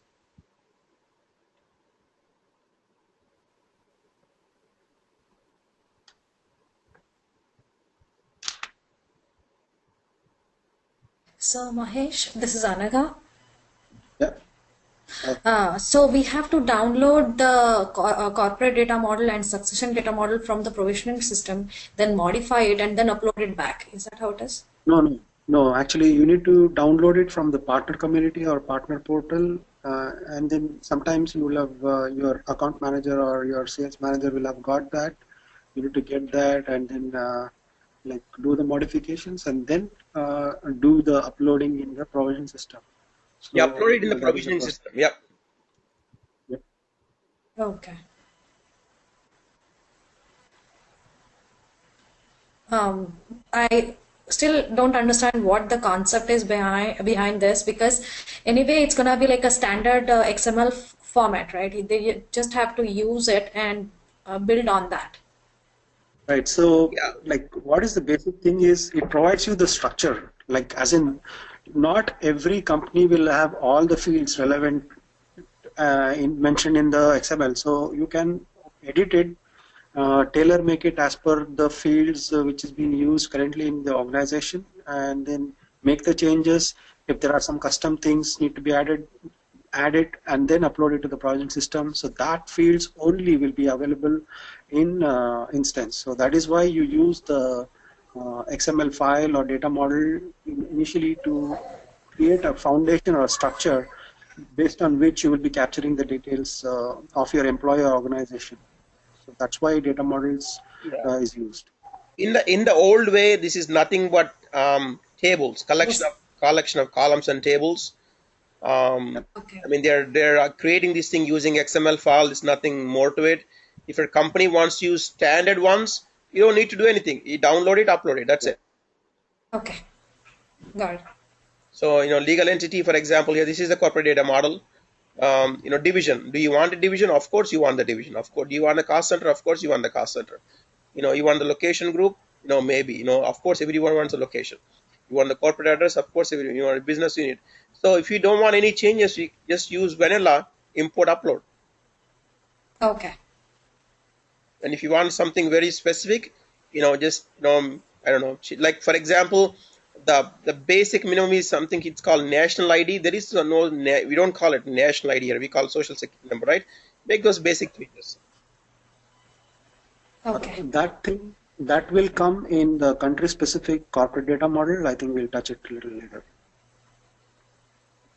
So what that enables is to capture country specific information, like SSN for US is mandatory. So you need to have that. So that corporate data model or country specific corporate data model enables that particular field. So when you're looking at an employee data or a record, it will automatically or dynamically bring up that field for data entry to be done. And if it is India, it is PAN number. So it will automatically bring PAN number field to be populated. So that's what, and then you can capture address details as well for any particular country. So that is how the fields will be different for each of the countries, and so that's where the country-specific corporate data model or a country-specific succession data model comes into picture. I think I covered two things right now. So is it a separate corporate data model for country-specific, or is it only one and they have all into it? Yeah, we will have one which is a model. We can make changes as per your country, and then we can include all the countries you are implementing, and then upload it at once. Oh, okay. As you can see here, the very first thing is called legal entity, which is the company, and you can see the HRIS element is the company. The label is legal entity, and these are the descriptions in multiple languages for that legal entity.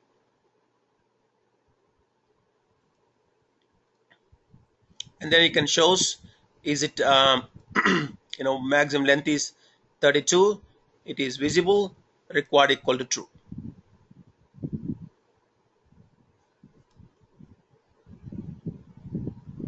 And the next one is the location code, and these are the descriptions. Actually, this is the currency. Visibility equal to true, required equal to true, and this is the name in different languages, what you call it, but the field is currency. So it's like basically a table that you're creating initially to get your company started up and running.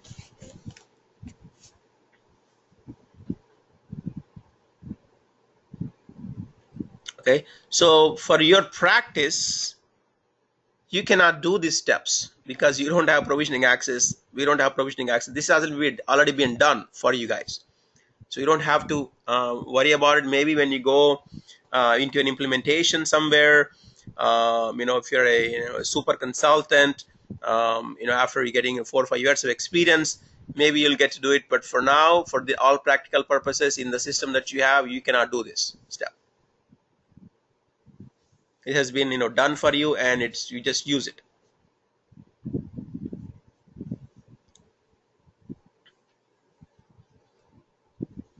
Okay, so to do that, you can look at the model. You should try to download the XML pad. Be comfortable reading the tags. Be comfortable changing the tags. But the only thing you cannot do is change something and see the results. You can just assume that you changed something and you saw the results.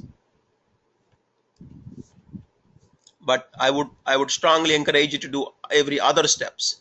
Understand what a DTD file is, understand what is an XML data model is, go through all the, get you familiar with all these different elements. You should be very familiar with all the different elements. Even though it looks like plain English text, I would say read through these things. Legal entity, location, corporate address, division, cost center, job classification local. So I would very strongly recommend you to pay range, pay grade, pay component. Be familiar with all those things because they will come back to you down the road.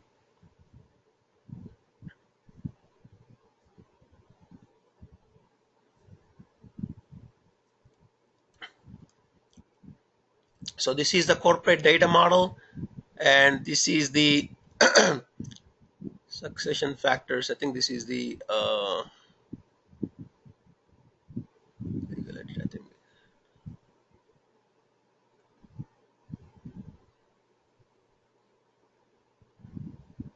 think this is the succession data model here.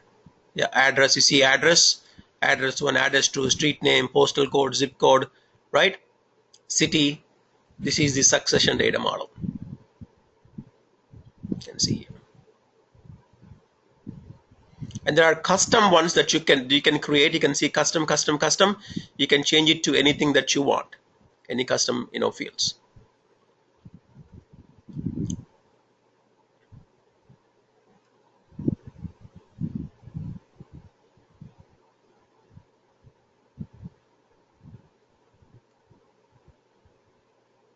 I saw some custom one somewhere. Yeah, right here. So custom one.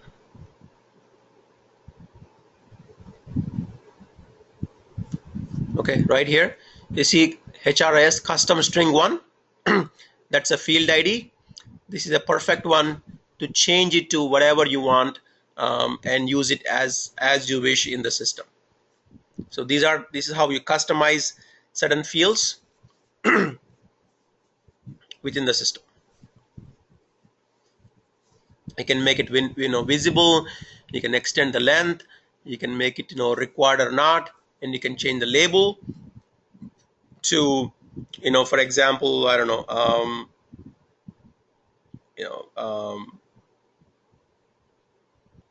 person's date of birth, or person's relationship, whatever. Like there is one important field here which I think any interview or certification there will be a question on. It's called PII is equal to false.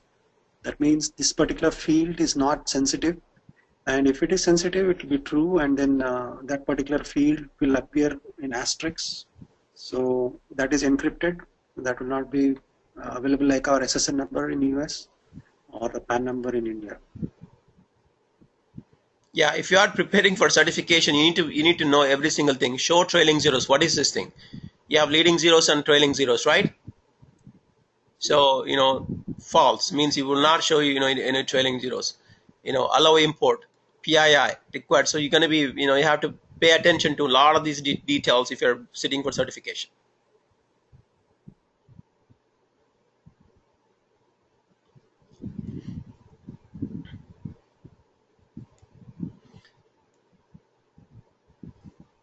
Okay, so this is the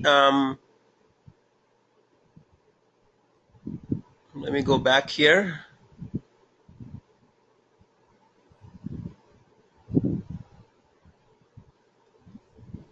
So we talked about what is a data model. We talked about what is a corporate data model. We talked about succession data model. And then now we're going to go into country specific data model. That was Mahesh was talking about. You can take the corporate data model, or you can take the existing country specific data model and then make it country specific to your country. For example, in Canada we call it province, right? In the US we call it states. In India we call it PIO card. In the US we call it social security number. So, and then we could have different visa types here, L1, H1, whatever. In India you could have Canada you could have different visa types. So you can create a very country specific data model in the country specific data models list. Okay, let's go look at that. Look at those things. These are all the key concepts.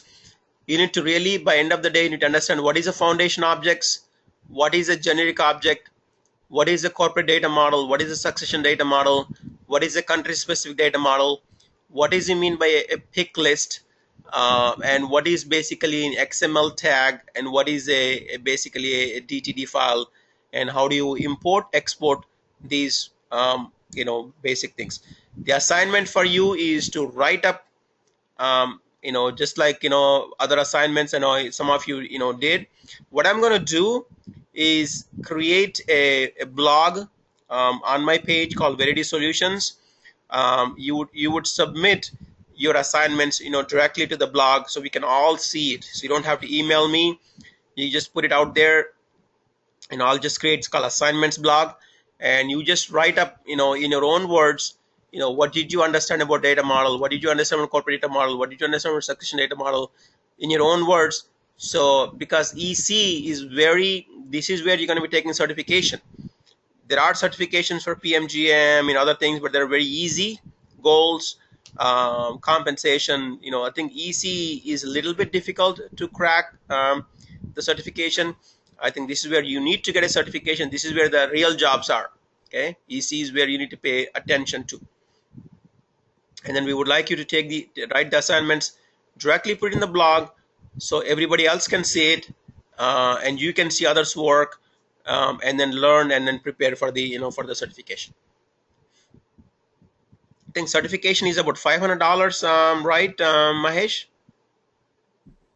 Yes, it's about $500. About $500, and you can track at any Prometric location. You are registered to SAP's website. Say you're taking the certification, they'll give you a 3-hour slot, 4-hour slot. You just go there, they'll give you a locker. There is a change. Put all your stuff there. Now. Actually, there is a change now, and then you can do it from your home itself, I think, now. Oh, okay.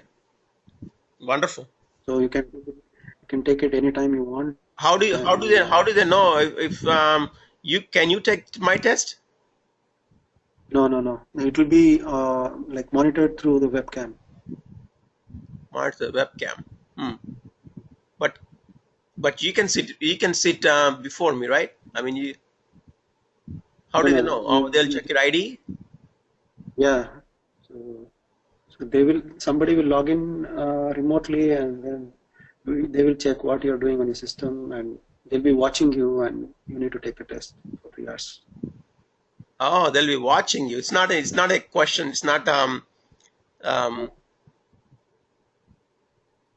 That's what you need to show your this thing. What is that? Camera. And somebody will watch all the 3 hours for you to take the exam. I think we should go through that once, Yeah. and then Why not? give a practice.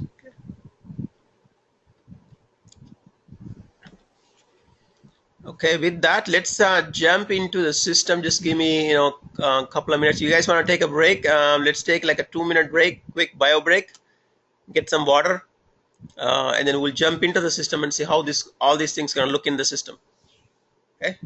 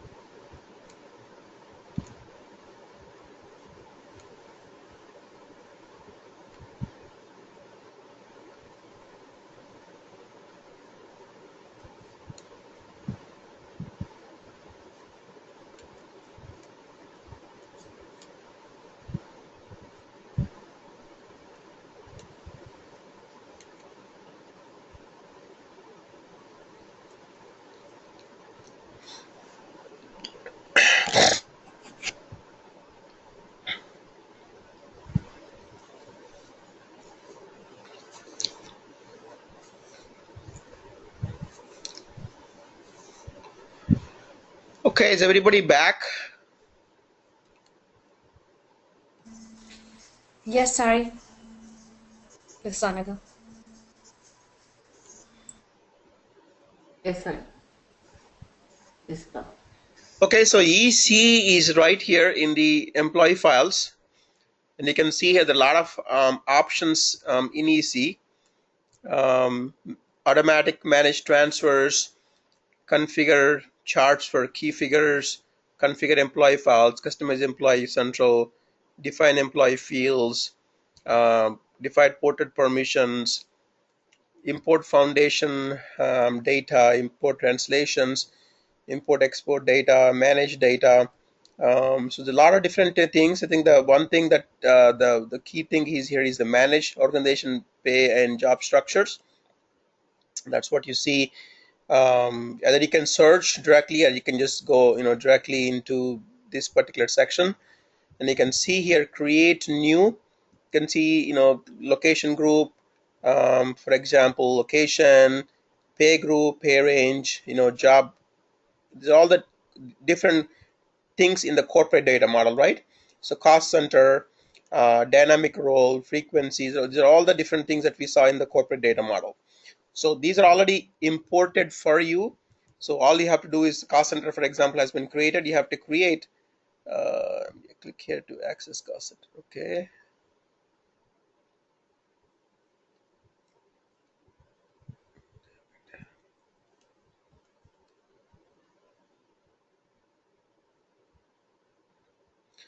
Okay, so for example, your cost center has been already created, your corporate data model already been imported.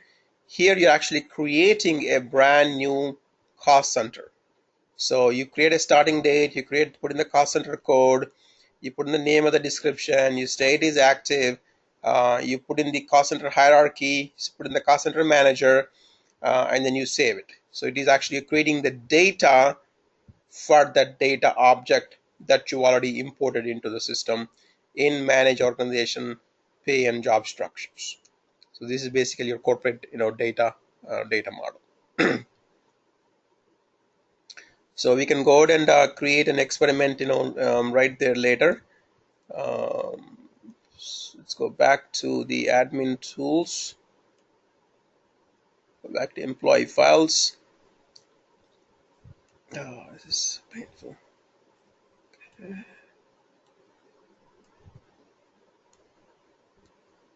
And you can also, another one called define employee fields. Um, in here you can change things like pick lists, your job assignments, your previous employment, formal education, your courses, certifications, honors and awards, language skills, functional experience, leadership experience, career goals, so all these different employee fields, compensation, variable pay. So you can go ahead and customize, these things in the employee pay, section. I'm going to cancel that out here. So the basic navigation is you go into employee files, you click on the manage organization pay structures, or you can go here and then type in manage organization pay structures. Within that, just thinking about it,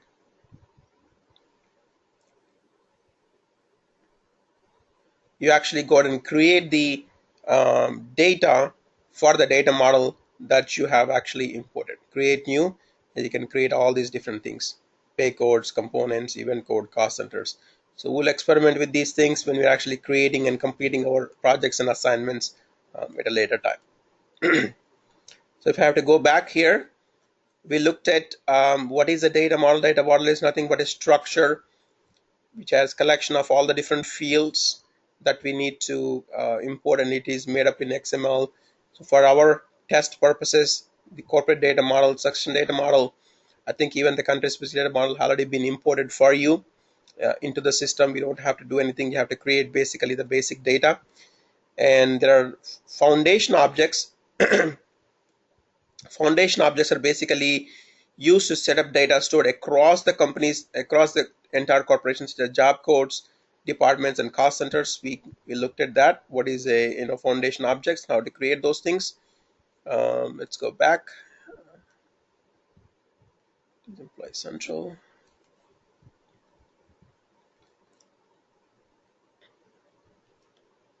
So let's look at the country specific data models. Certain types of information need to be entered in a specific format depending on the country. For example, phone numbers, social security numbers, addresses in Canada. Canada has a very different street address, very unique to that.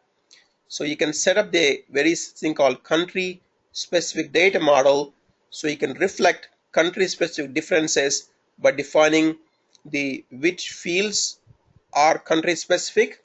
For example, labor standards, zip code is a very unique thing in the US. Phone number is a very unique thing in some certain countries. Okay, so you can specify which fields need a country specific format and customize that for that particular field.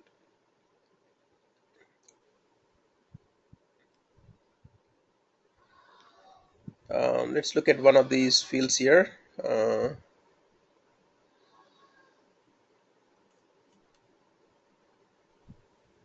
Here, for example, country ID is USA, format group is national ID, format ID is social security number, instructions is social security number, and it has to be in this format. And there is something called regex. It's called the regular expression. This is very standard stuff in all the websites today. Any website that you go into, any PHP or any websites that you are into, if you're not familiar with it, the validation of a particular field is written in something called regex, regular expression. And you need to learn basics of regular expression, how to create this. And what it's basically is looking for is the first three has to be, slash D means three fields, and then you have to have a dash, and then you have to have a two, and then you have to have three. So that if you Google regular expression, there should be lots and lots of help available for regex. So take a look at that, and also just make sure you're very familiar with the XML tags. So this is basically country. They're opening the tag, they're closing the tag, they're creating the format group, and then creating the format ID, and then how the format is going to be influenced for a particular expression. And the field orders, how you want to influence a field order. In the field order in which you enter the data, the sequence of the data, in which you actually enter the field order. In this, for example, HRS ID, the field length is 256. ID equal to FLSA status. Visibility, it is visible. Required, it is really not required here. Okay, and then you also enter the display order, and also the reference ID is as an employee class. So field order in which you enter the data for a country specific elements is relevant for the HRIS element home address. So if you want to override this field order, you can also do that in the succession data model. So this is how you specify the country specific data model using the XML formats. Let's go back to the beginning. We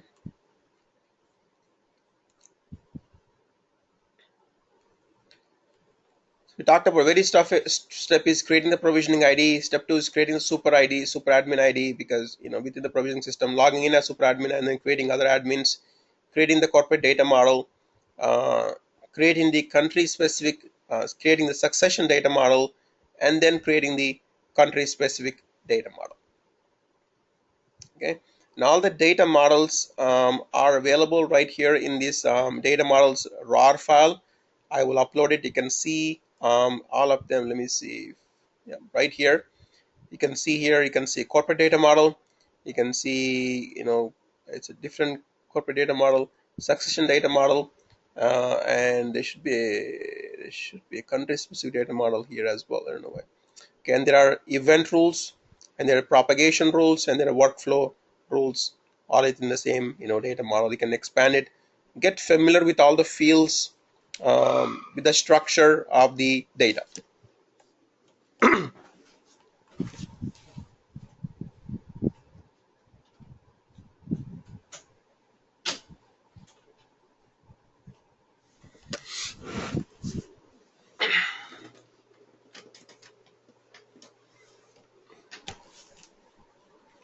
And you also have to download the XML notepad or XML edit pad. It looks like this, and you can actually edit different XML elements right here, and then save this as an XML in the XML Pro Edit. When we're actually ready to do some assignments, we can go ahead and change. The only thing is we cannot do the import export right here, as we do not have provisioning access, but we can definitely change it, look at it, assume that it's been changed.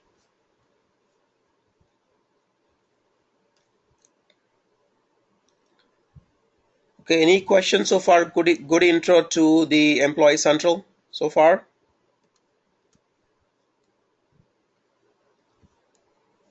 Okay. The next thing is the pick lists.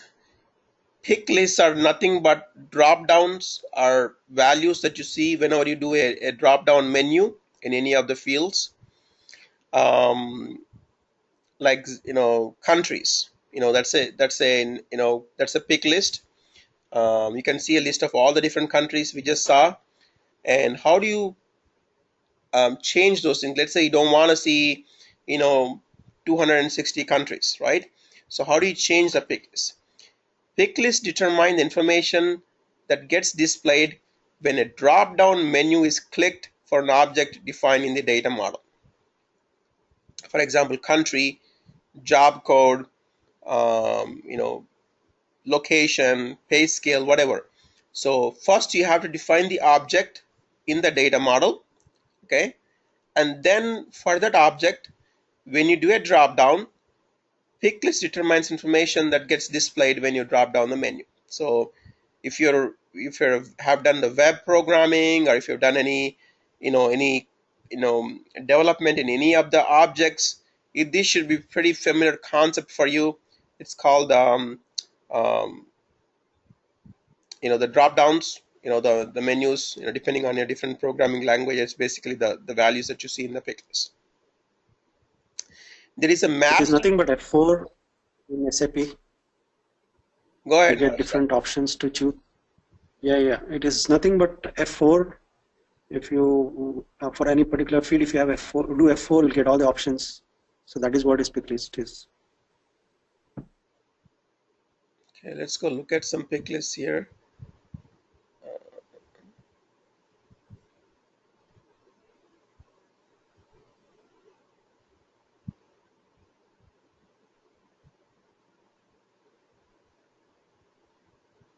So where did we see the pick list here?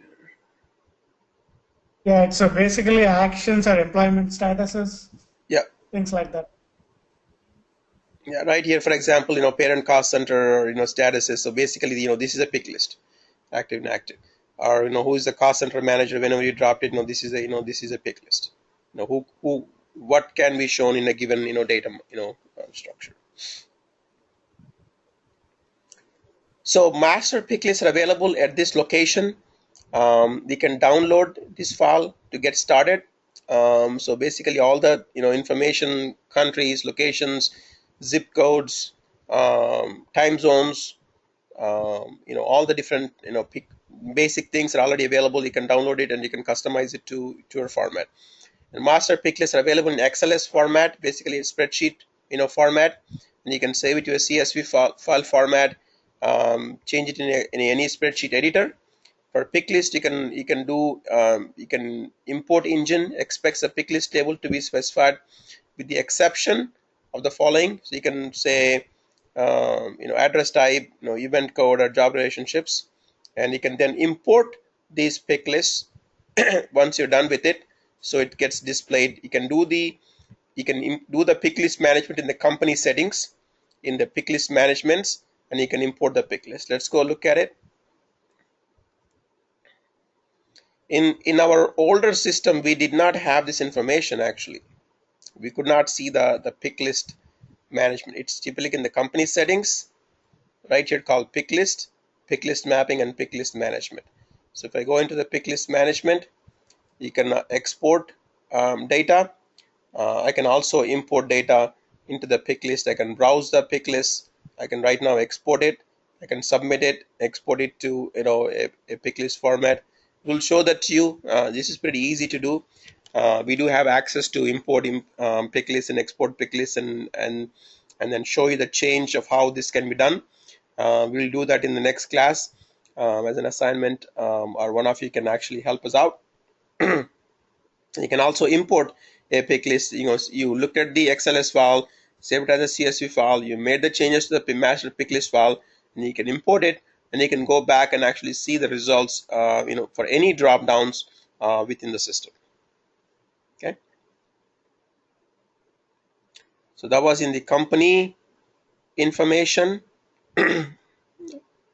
Back to admin tools, company settings, and this is how you do the pick list management. So we did see in our prior classes how to upload the company logo. Now we have seen this thing for the very first time. 3 managers. I changed the themes for you guys to see. Very nice, easy to eyes themes. We looked at the text replacement, anything like goals, for example. In this instance, change it to objectives. So goals are nothing but objectives. Objectives are goals. You can change the text. Rating skills, we looked at it. Pick lists are the first time we're looking into it. You can change the organization plan, who reports to who. We looked at the route maps. We'll give you a very detailed Mahesh, you ready for the route maps? I know a lot of people ask for detailed explanation of the route maps. Yeah. No problem. You want to do it now? I mean, you can, or maybe like you can click on 2-3 minutes. So route maps, we looked at it. So used across the board in goals, performance, compensation, and all those things. We looked at managed job roles, managed route maps. So you should be, all these things you should be familiar with all these things by now. So practice all these things. We will be continuing with the EC. So Mahesh, if you can just give us like a 15-minute overview on the route maps one more time. Yeah, you can click on that route map. Can we go into that?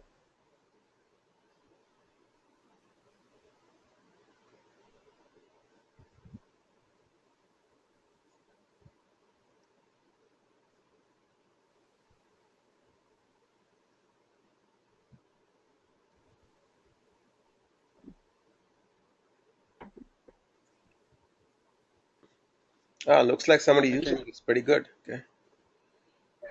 Yeah, can you click on one, open something? Yeah. Basically, route map is like a workflow within your organization, and it will flow from one person to another if you configure here. It has 3 stages. Basically, the first stage is the modify stage, next is the signature stage, and also the completion stage. And you can do single role assignment. You can do it iterative, means multiple people accessing it at a time, and then also collaborative. That is rarely used, but you will be used when there is an executive review or something for a rating done. So if an employee is contesting something, or manager is not happy and is escalated or something, then simultaneously 3 to 4 people will log in from different systems and open the form and then discuss about it. So that's the collaborative thing, which is rarely used. We'll talk about the single role. So what happens in the single role is you choose the roles who will be doing this, will be working on the form, and from the drop down you can select whosoever you want, for the route map to be routed to. First, it will be the employee who will initiate it. Can you select that start date? Something? Can you give something in 2014 or currently or whatever? No problem.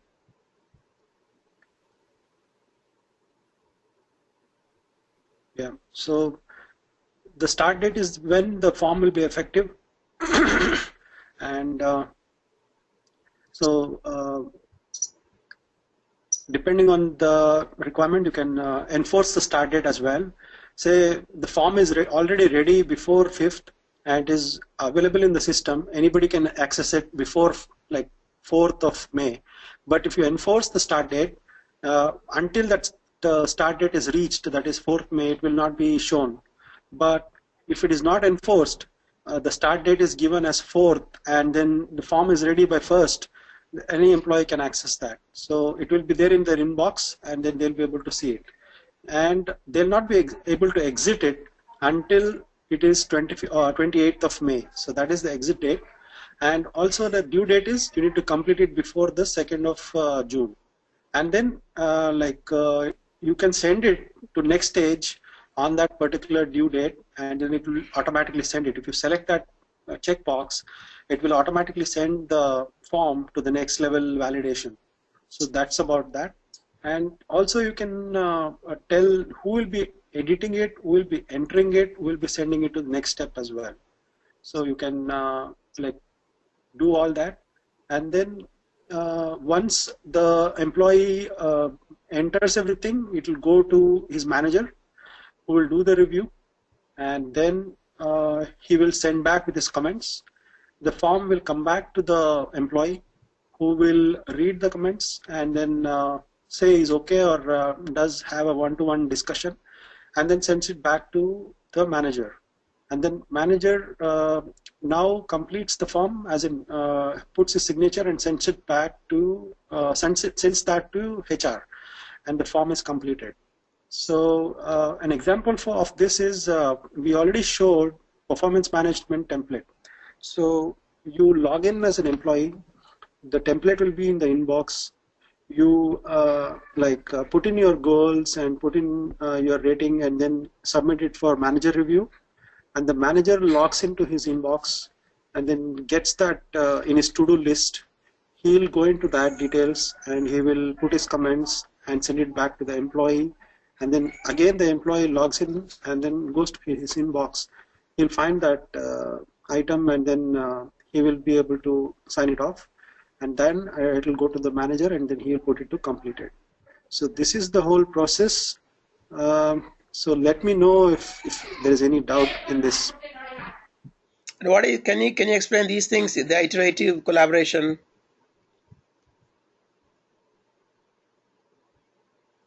Yeah, I just told that iterative is if the manager has multiple reporting persons, and if more than one person is trying to access it, if you have set as iterative, you will be able to work on the form. Otherwise, you will not be able to work on the form. And the collaboration is simultaneously 2 or more people viewing the same form from different places. So that's where it is.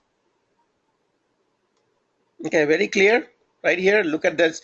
This allows multiple people to iteratively do back and forth, right? Moving from one to next. Single role, this is used when you do not want the form to be shared this type with a group of people, only one single person. Collaborative means this allows multiple people to review and make edits the form at the same time. So that's one, that's iterative, and that's single role.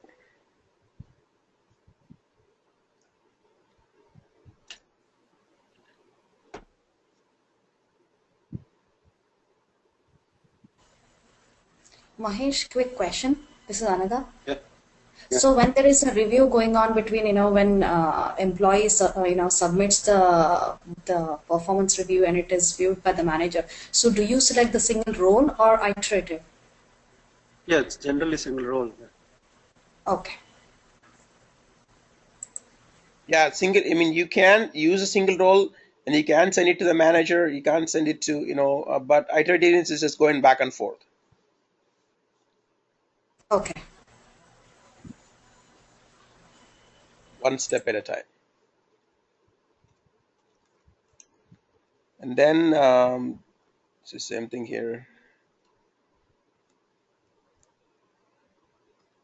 So there are options like save and submit, and then exit as well. So for every stage, you can do that. Yep. Now this is in the completed step. You can do a carbon copy of the roles for the different managers. You can also do review compensation plan, and you can also do initial completion plan. So these are the different stages, and for each stage, this is how you can set up the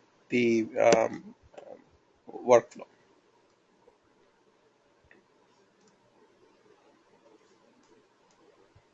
I think for the things that we have seen in the past, this was probably the most complicated one. It's not that complicated. Again, when you go into the route maps, there is a 2-minute video right here. Actually, let's watch it as a team.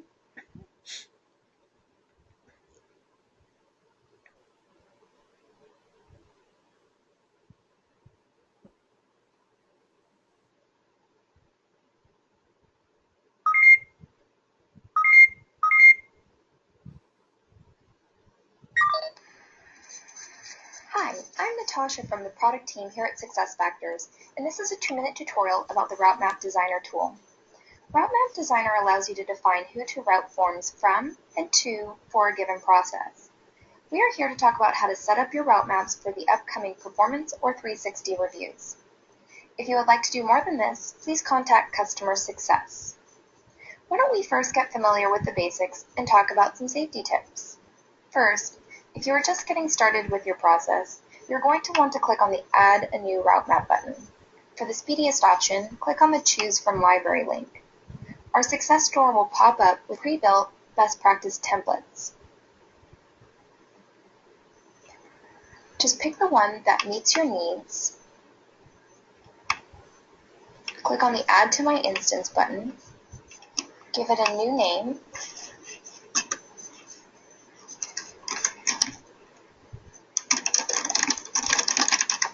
And click the Save button. Second, if you would like to make a copy of your route map, simply click the Save As button.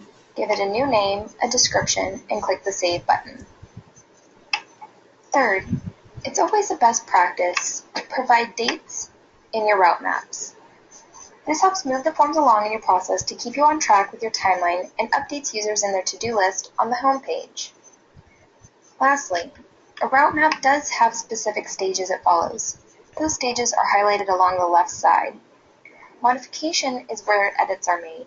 Evaluation, a special case when you identify this as a 360 review route map, is used for feedback.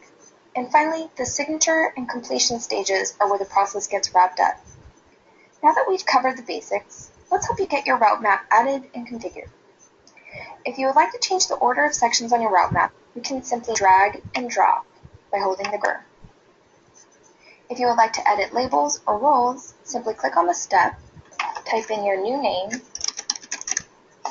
and if you'd like to change the role type, you can switch the radio button and pick the roles of who this is supposed to be able to route to. You'll see that your updates are made here as well on the left side. When you're done, click the Save button. Congratulations, you're done. Now remember that a route map is just the defined workflow of who you want your form to route to. Your next step is to actually assign your route map to a form in the Manage Templates tool.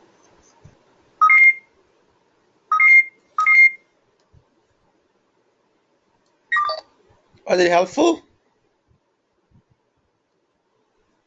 Right, route map is a workflow to help you route the form from one place to another place, depending on your goals, compensation, or any form basically can be attached to route map. It's a workflow.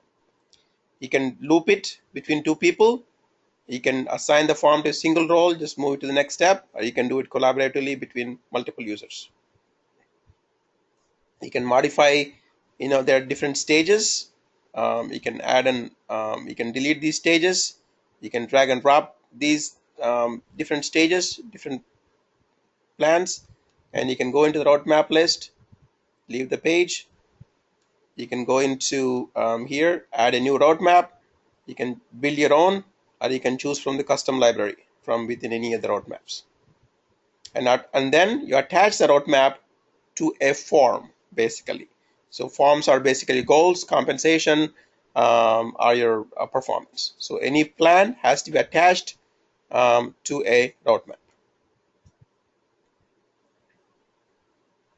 Okay, so with that, let's watch a video of the same thing that I talked about. Let's see how they have talked about the data models. Okay, let's watch a video.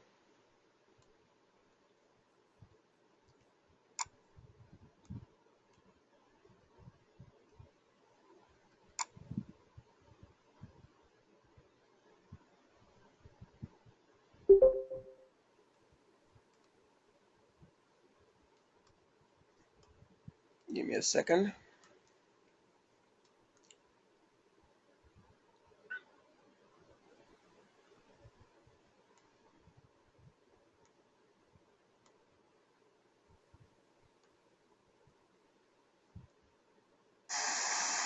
Hi, I'm Amanda Mighton, one of the Mastery instructors here at Success Academy. Welcome to Employee Central Mastery, Module 1. What is Employee Central? By the end of this module, you should be able to explain the functions of an HRIS and how Employee Central exceeds against traditional systems. Employee Central is our next generation global core HR solution and the foundation for all of the other modules in the BizX suite. In the past, HRIS solutions have been filing cabinets for record keeping with no business impact. Employee Central is an enterprise-grade core HR solution. EC provides support for any combination of business units, geos, or cost centers to model and manage any workforce. And, as a pure cloud-based solution, you have access to near real-time updates from nearly any internet connection. The problem with existing HR solutions are many. These solutions require HR to manage nearly all of the data. A private survey reported that 80% of HR transactions are still entered solely by an HR team. These traditional solutions are expensive to purchase, implement, upgrade, maintain, and connect with other business software, like talent management and workforce planning. This means that the data is often left unconnected, and that the HR team lacks basic strategic insight when presenting advice to business heads about the business's health and future. Let's see how EC addresses these pain points.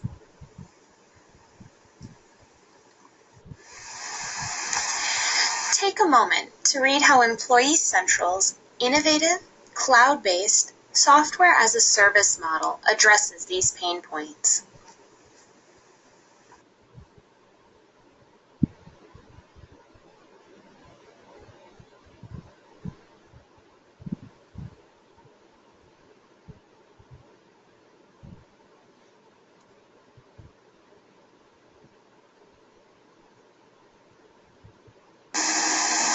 In your Module 1 exercise workbook, use the links to learn more about Employee Central. Then, click the arrow to continue. Employee Central's strategic reporting provides executives and managers with insight to improve outcomes. EC provides visibility across all data systems, HRIS, financial, CRM, ERP, and talent, and you can leverage over 2,000 metrics to generate quick insights and compare yourself to similar organizations through peer benchmarking by industry, revenue, and location. Predictive analysis allows organizations to hone strategies by identifying leading indicators of organizational effectiveness. Asking questions like the one seen here and financially modeling the impact of those decisions allows companies to plan and grow. As well, predictive analysis can help optimize workforce performance and productivity by getting to the root cause of issues. One of the best features of Employee Central is its integration capabilities. EC has two types of integration, internal and external. Internal integration is how Employee Central integrates with other SuccessFactors modules and communicates through HRIS Sync. As we mentioned before, external integration can be challenging. It can involve armies of consultants, complex and custom development, and lots of time and patience. Employee Central connects HR data to other systems, including payroll, financials, travel, benefits, etc., through a cloud-based platform. This is a cost-effective solution that's done through configuration, not development, allowing implementation. Exercise 1.2 focuses on EC as the next generation of HR. In your Module 1 workbook, use the links to access. Video 1 is an interview with President Sean Price, where he discusses the current state of HR and leveraging the cloud. Video 2, which walks you through an overview of cloud integration. And Video 3, a webcast called Building a Firm Foundation for Core HR.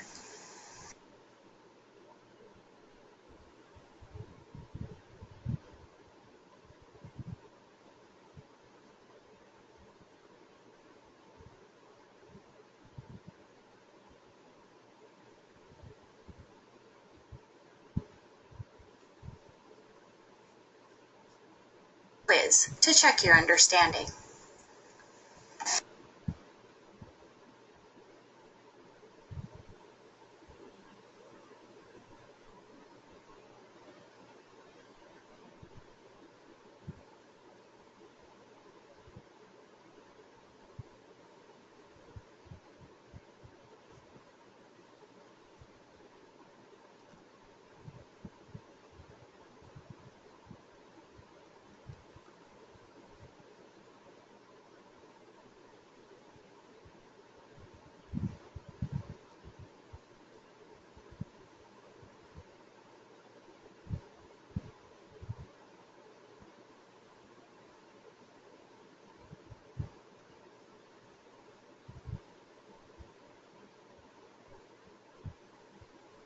Everybody got that?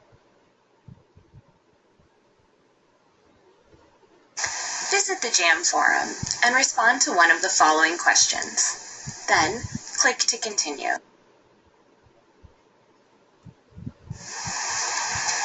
Chapter 2, Introduction to Configuring Employee Central. By the end of Chapter 2, you'll be able to explain the basic features of Employee Central data models, as well as how data models are used in EC configurations. Exercise 2.1. Watch this video to learn about how SuccessFactors uses XML data models and metadata framework to create agile configuration within its application.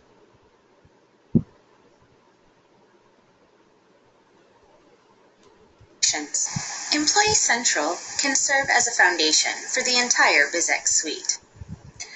The first part of Employee Central is the HR data about the employee.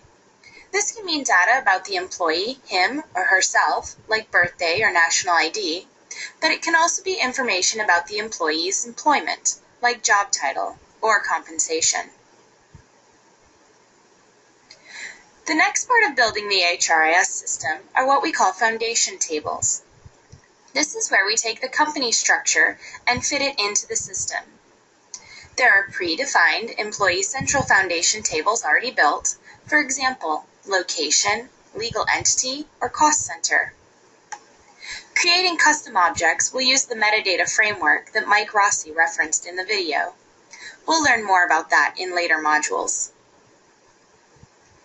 One of the key features is how easily this data can be maintained. Employee Central offers both employee and manager self-service. This is controlled through role-based permissions, meaning that we can decide who can view and edit data in the system. So, in this course, you'll be learning about the behind-the-scenes setup of the Employee Central system, including configurations in both admin tools and the relevant data models.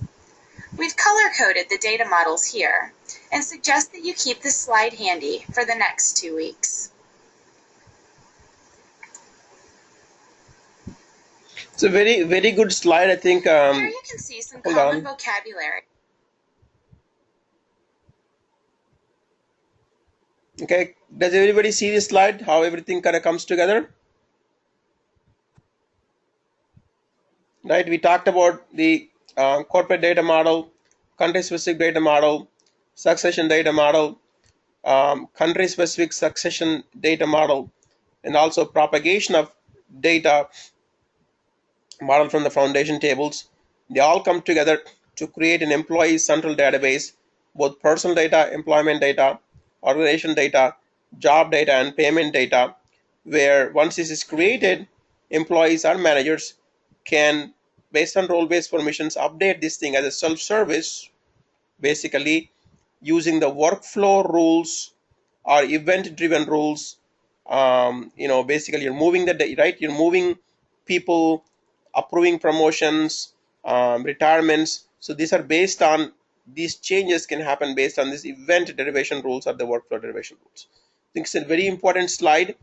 If you understand this slide, I think you have a good foundation to go forward for the for the EC in general. Mahesh, you have any thoughts on this slide? It's a good slide. Mahesh, are you there? Yeah. Actually, it provides overview of whatever data models we need to upload. There are totally 7 data models. So we've talked about 4 of them, and there are 3 more, like propagation data model, workflow derivation data model, and also event derivation rules data model. So we need to touch upon other 3 models. And this gives a quick overview of what is the foundation for Employee Central.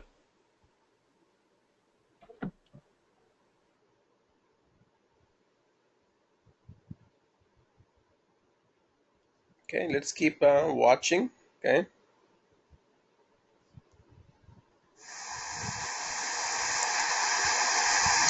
Here you can see some common vocabulary used in our XML data models. Remember that XML is a very flexible language that's designed to carry data, not to display data. XML's flexibility allows authors to define their own tags and document structure. The vocabulary here is common to our succession and corporate data models.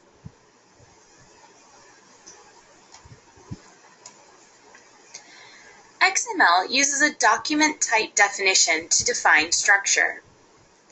Much in the way that an English grammar dictionary tells Microsoft Word that certain sentences are incorrect, the DTD defines what is permissible in an XML document or form. You can see here on line 4936 that we have set the visibility to false. And when we import the data model, the system tells us that visibility requires edit, view, none, or both. This is determined by the DTD.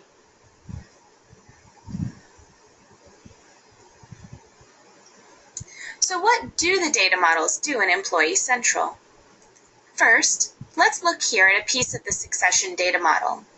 Compare these 2 screenshots. On the left, we have the HRIS element person info. And on the right, we have a screenshot from Marcus Hoff's personal info page.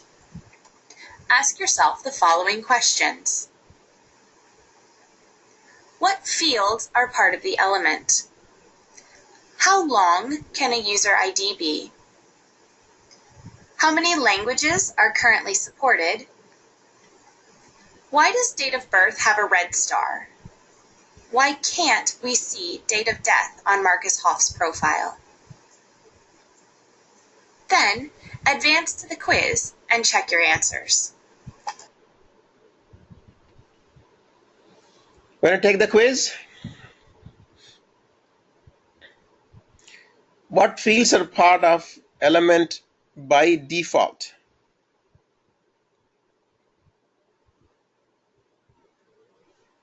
think it's the first one. Personal ID, date of birth name, country birth, and date of death. Okay. How long can a user ID be? How long can a user ID be? Is it 32? Yeah, 32. How many languages supported? How many languages are currently supported? I thought it was more than 4. What does date of birth have a red star because it's set as required? Why can't we see date of death for Marcus Huff's profile? It's not required. Its visibility is set to none for okay. Submit, verify. Excellent. That's for basic, right? Red star means it's required, and date of death should read visibility is set to none. Okay. The 7 data models in Employee Central play a critical role in configuration. Here you can see a list of what the data models will control in our instance. We've already seen an example of visibility and custom labels on the previous slide viewing Marcus Hoff's information. Remember that we could not see the date of death field, and the place of birth field had been relabeled city of birth. Take a moment to read through the high-level functions of each of the 7 data models. Okay, we talked about succession data model, right? Sorry, we're going to go back here a second. And data models. So succession data model configures the fields that appear in employee's personal information record. Country-specific succession data model sets international standards like address formats, national IDs, defines country-specific fields appear in employee personal data. In your corporate data model defines the foundation objects, very key, right? What's shared across all the fields, and configures the relationship among the foundation objects. Country-specific corporate data model defines foundation objects for a specific country. Basically, you customize a field for a different country, and you set the rules for that particular field for a given country.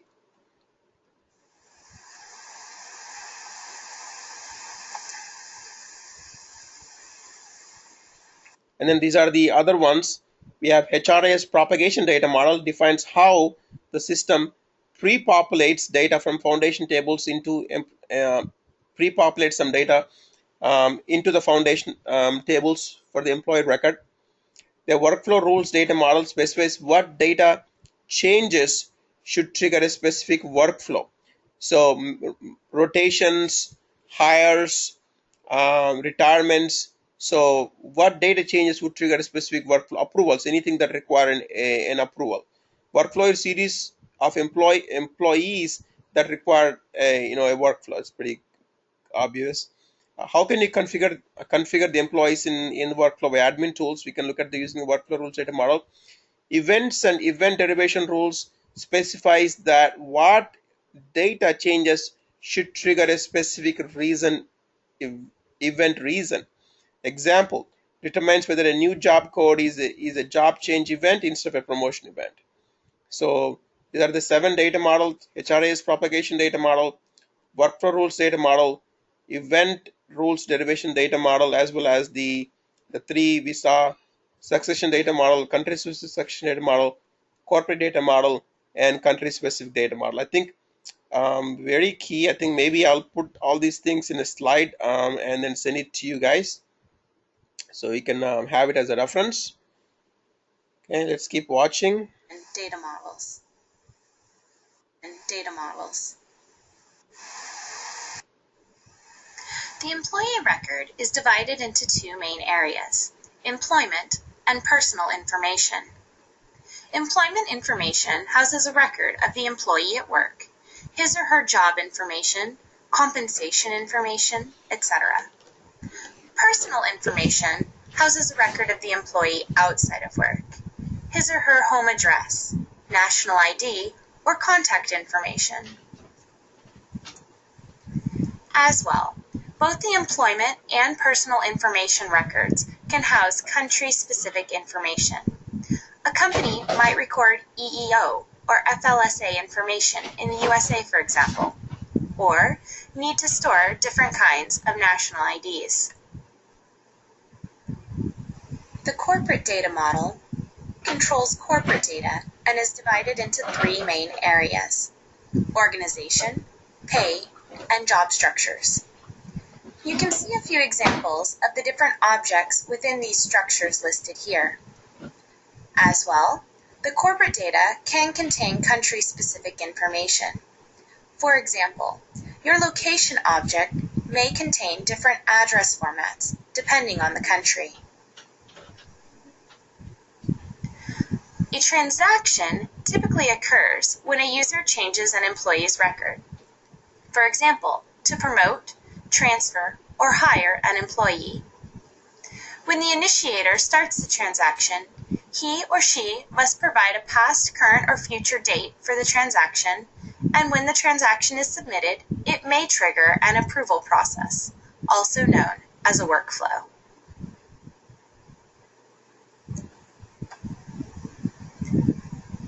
HR, or privileged users, can make corrections on an employee's historical records. These corrections appear in the system immediately and do not trigger a workflow or approval process.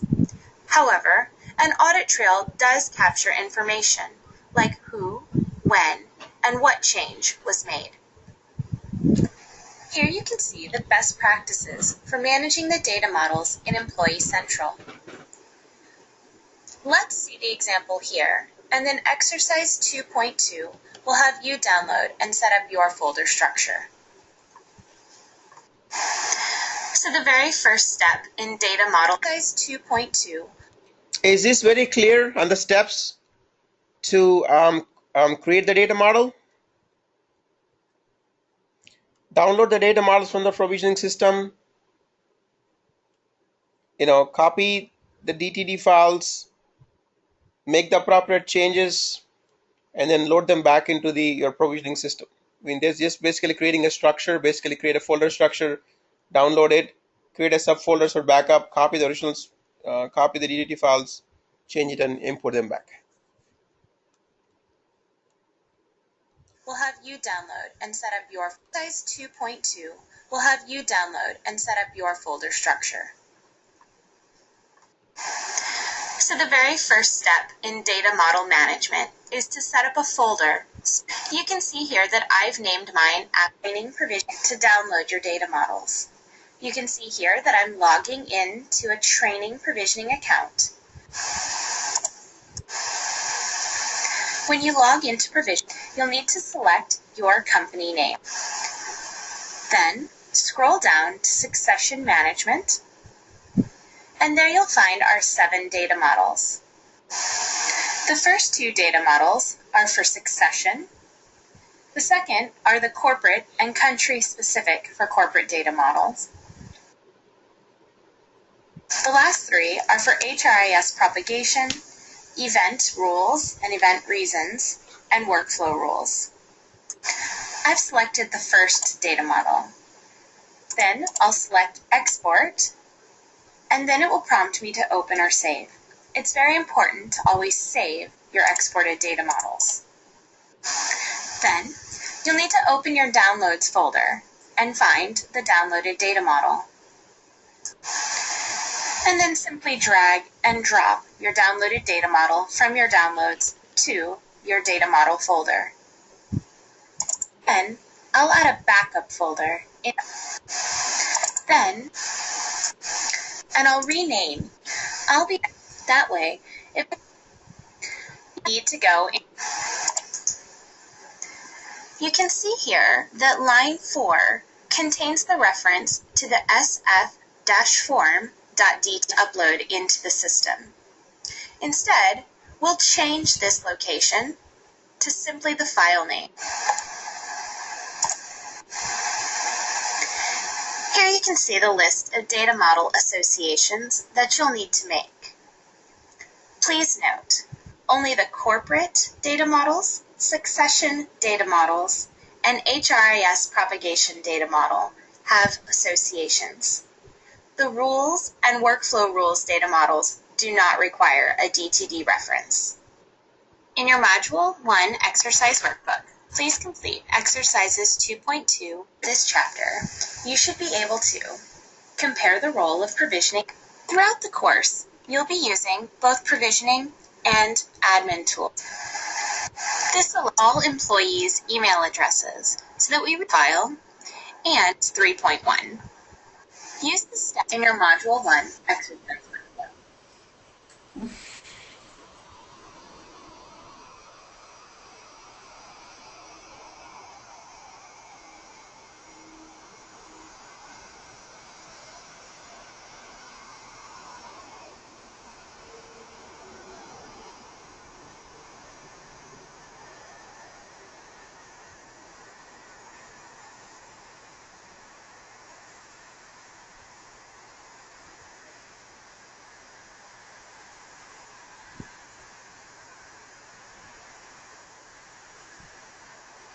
Okay, that's about it. I did a fast forward. I think we got all the concepts out of that.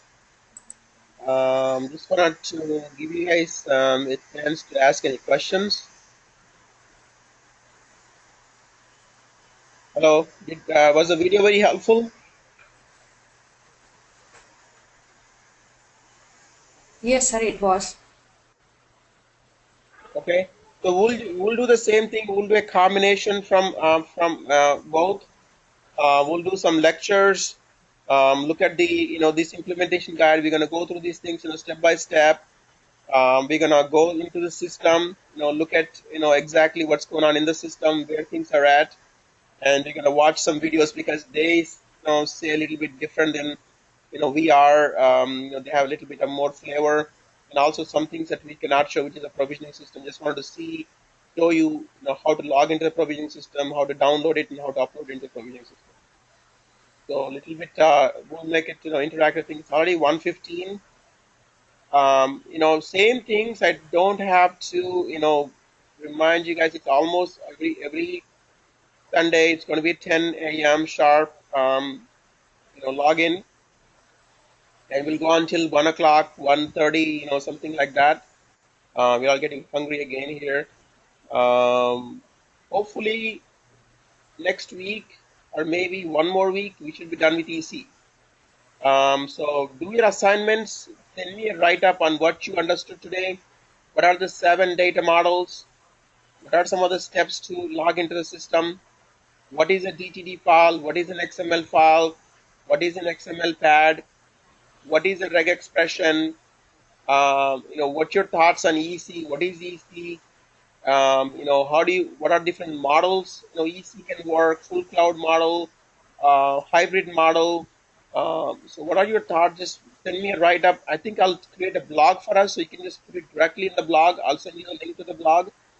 And let's make it a very interactive session. So we will continue to teach EC. I will just work with me on the access individually, let, and I'll get you the access to the system.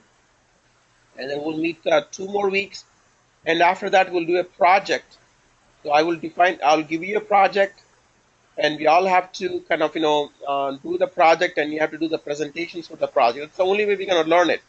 I can keep teaching and teaching and teaching, and once you don't get into the system and do the full-fledged project, means we're going to set up EC, we're going to set up the Employee Central, the full data model, create cost centers, create the organization, fictitious organization, create fictitious employees, create managers, and then run through the, set up the goals, set up the performance, set up the compensation, and download the data, into the fictitious, EC system, and actually, go through the full process. Okay, so 2 more weeks of lectures. After that, we'll meet as required. We don't have to meet at 10 because it's going to be project based. That's about it for today.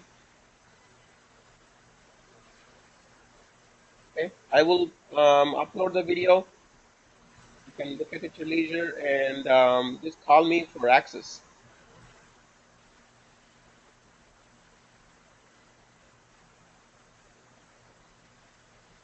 Okay, thank you.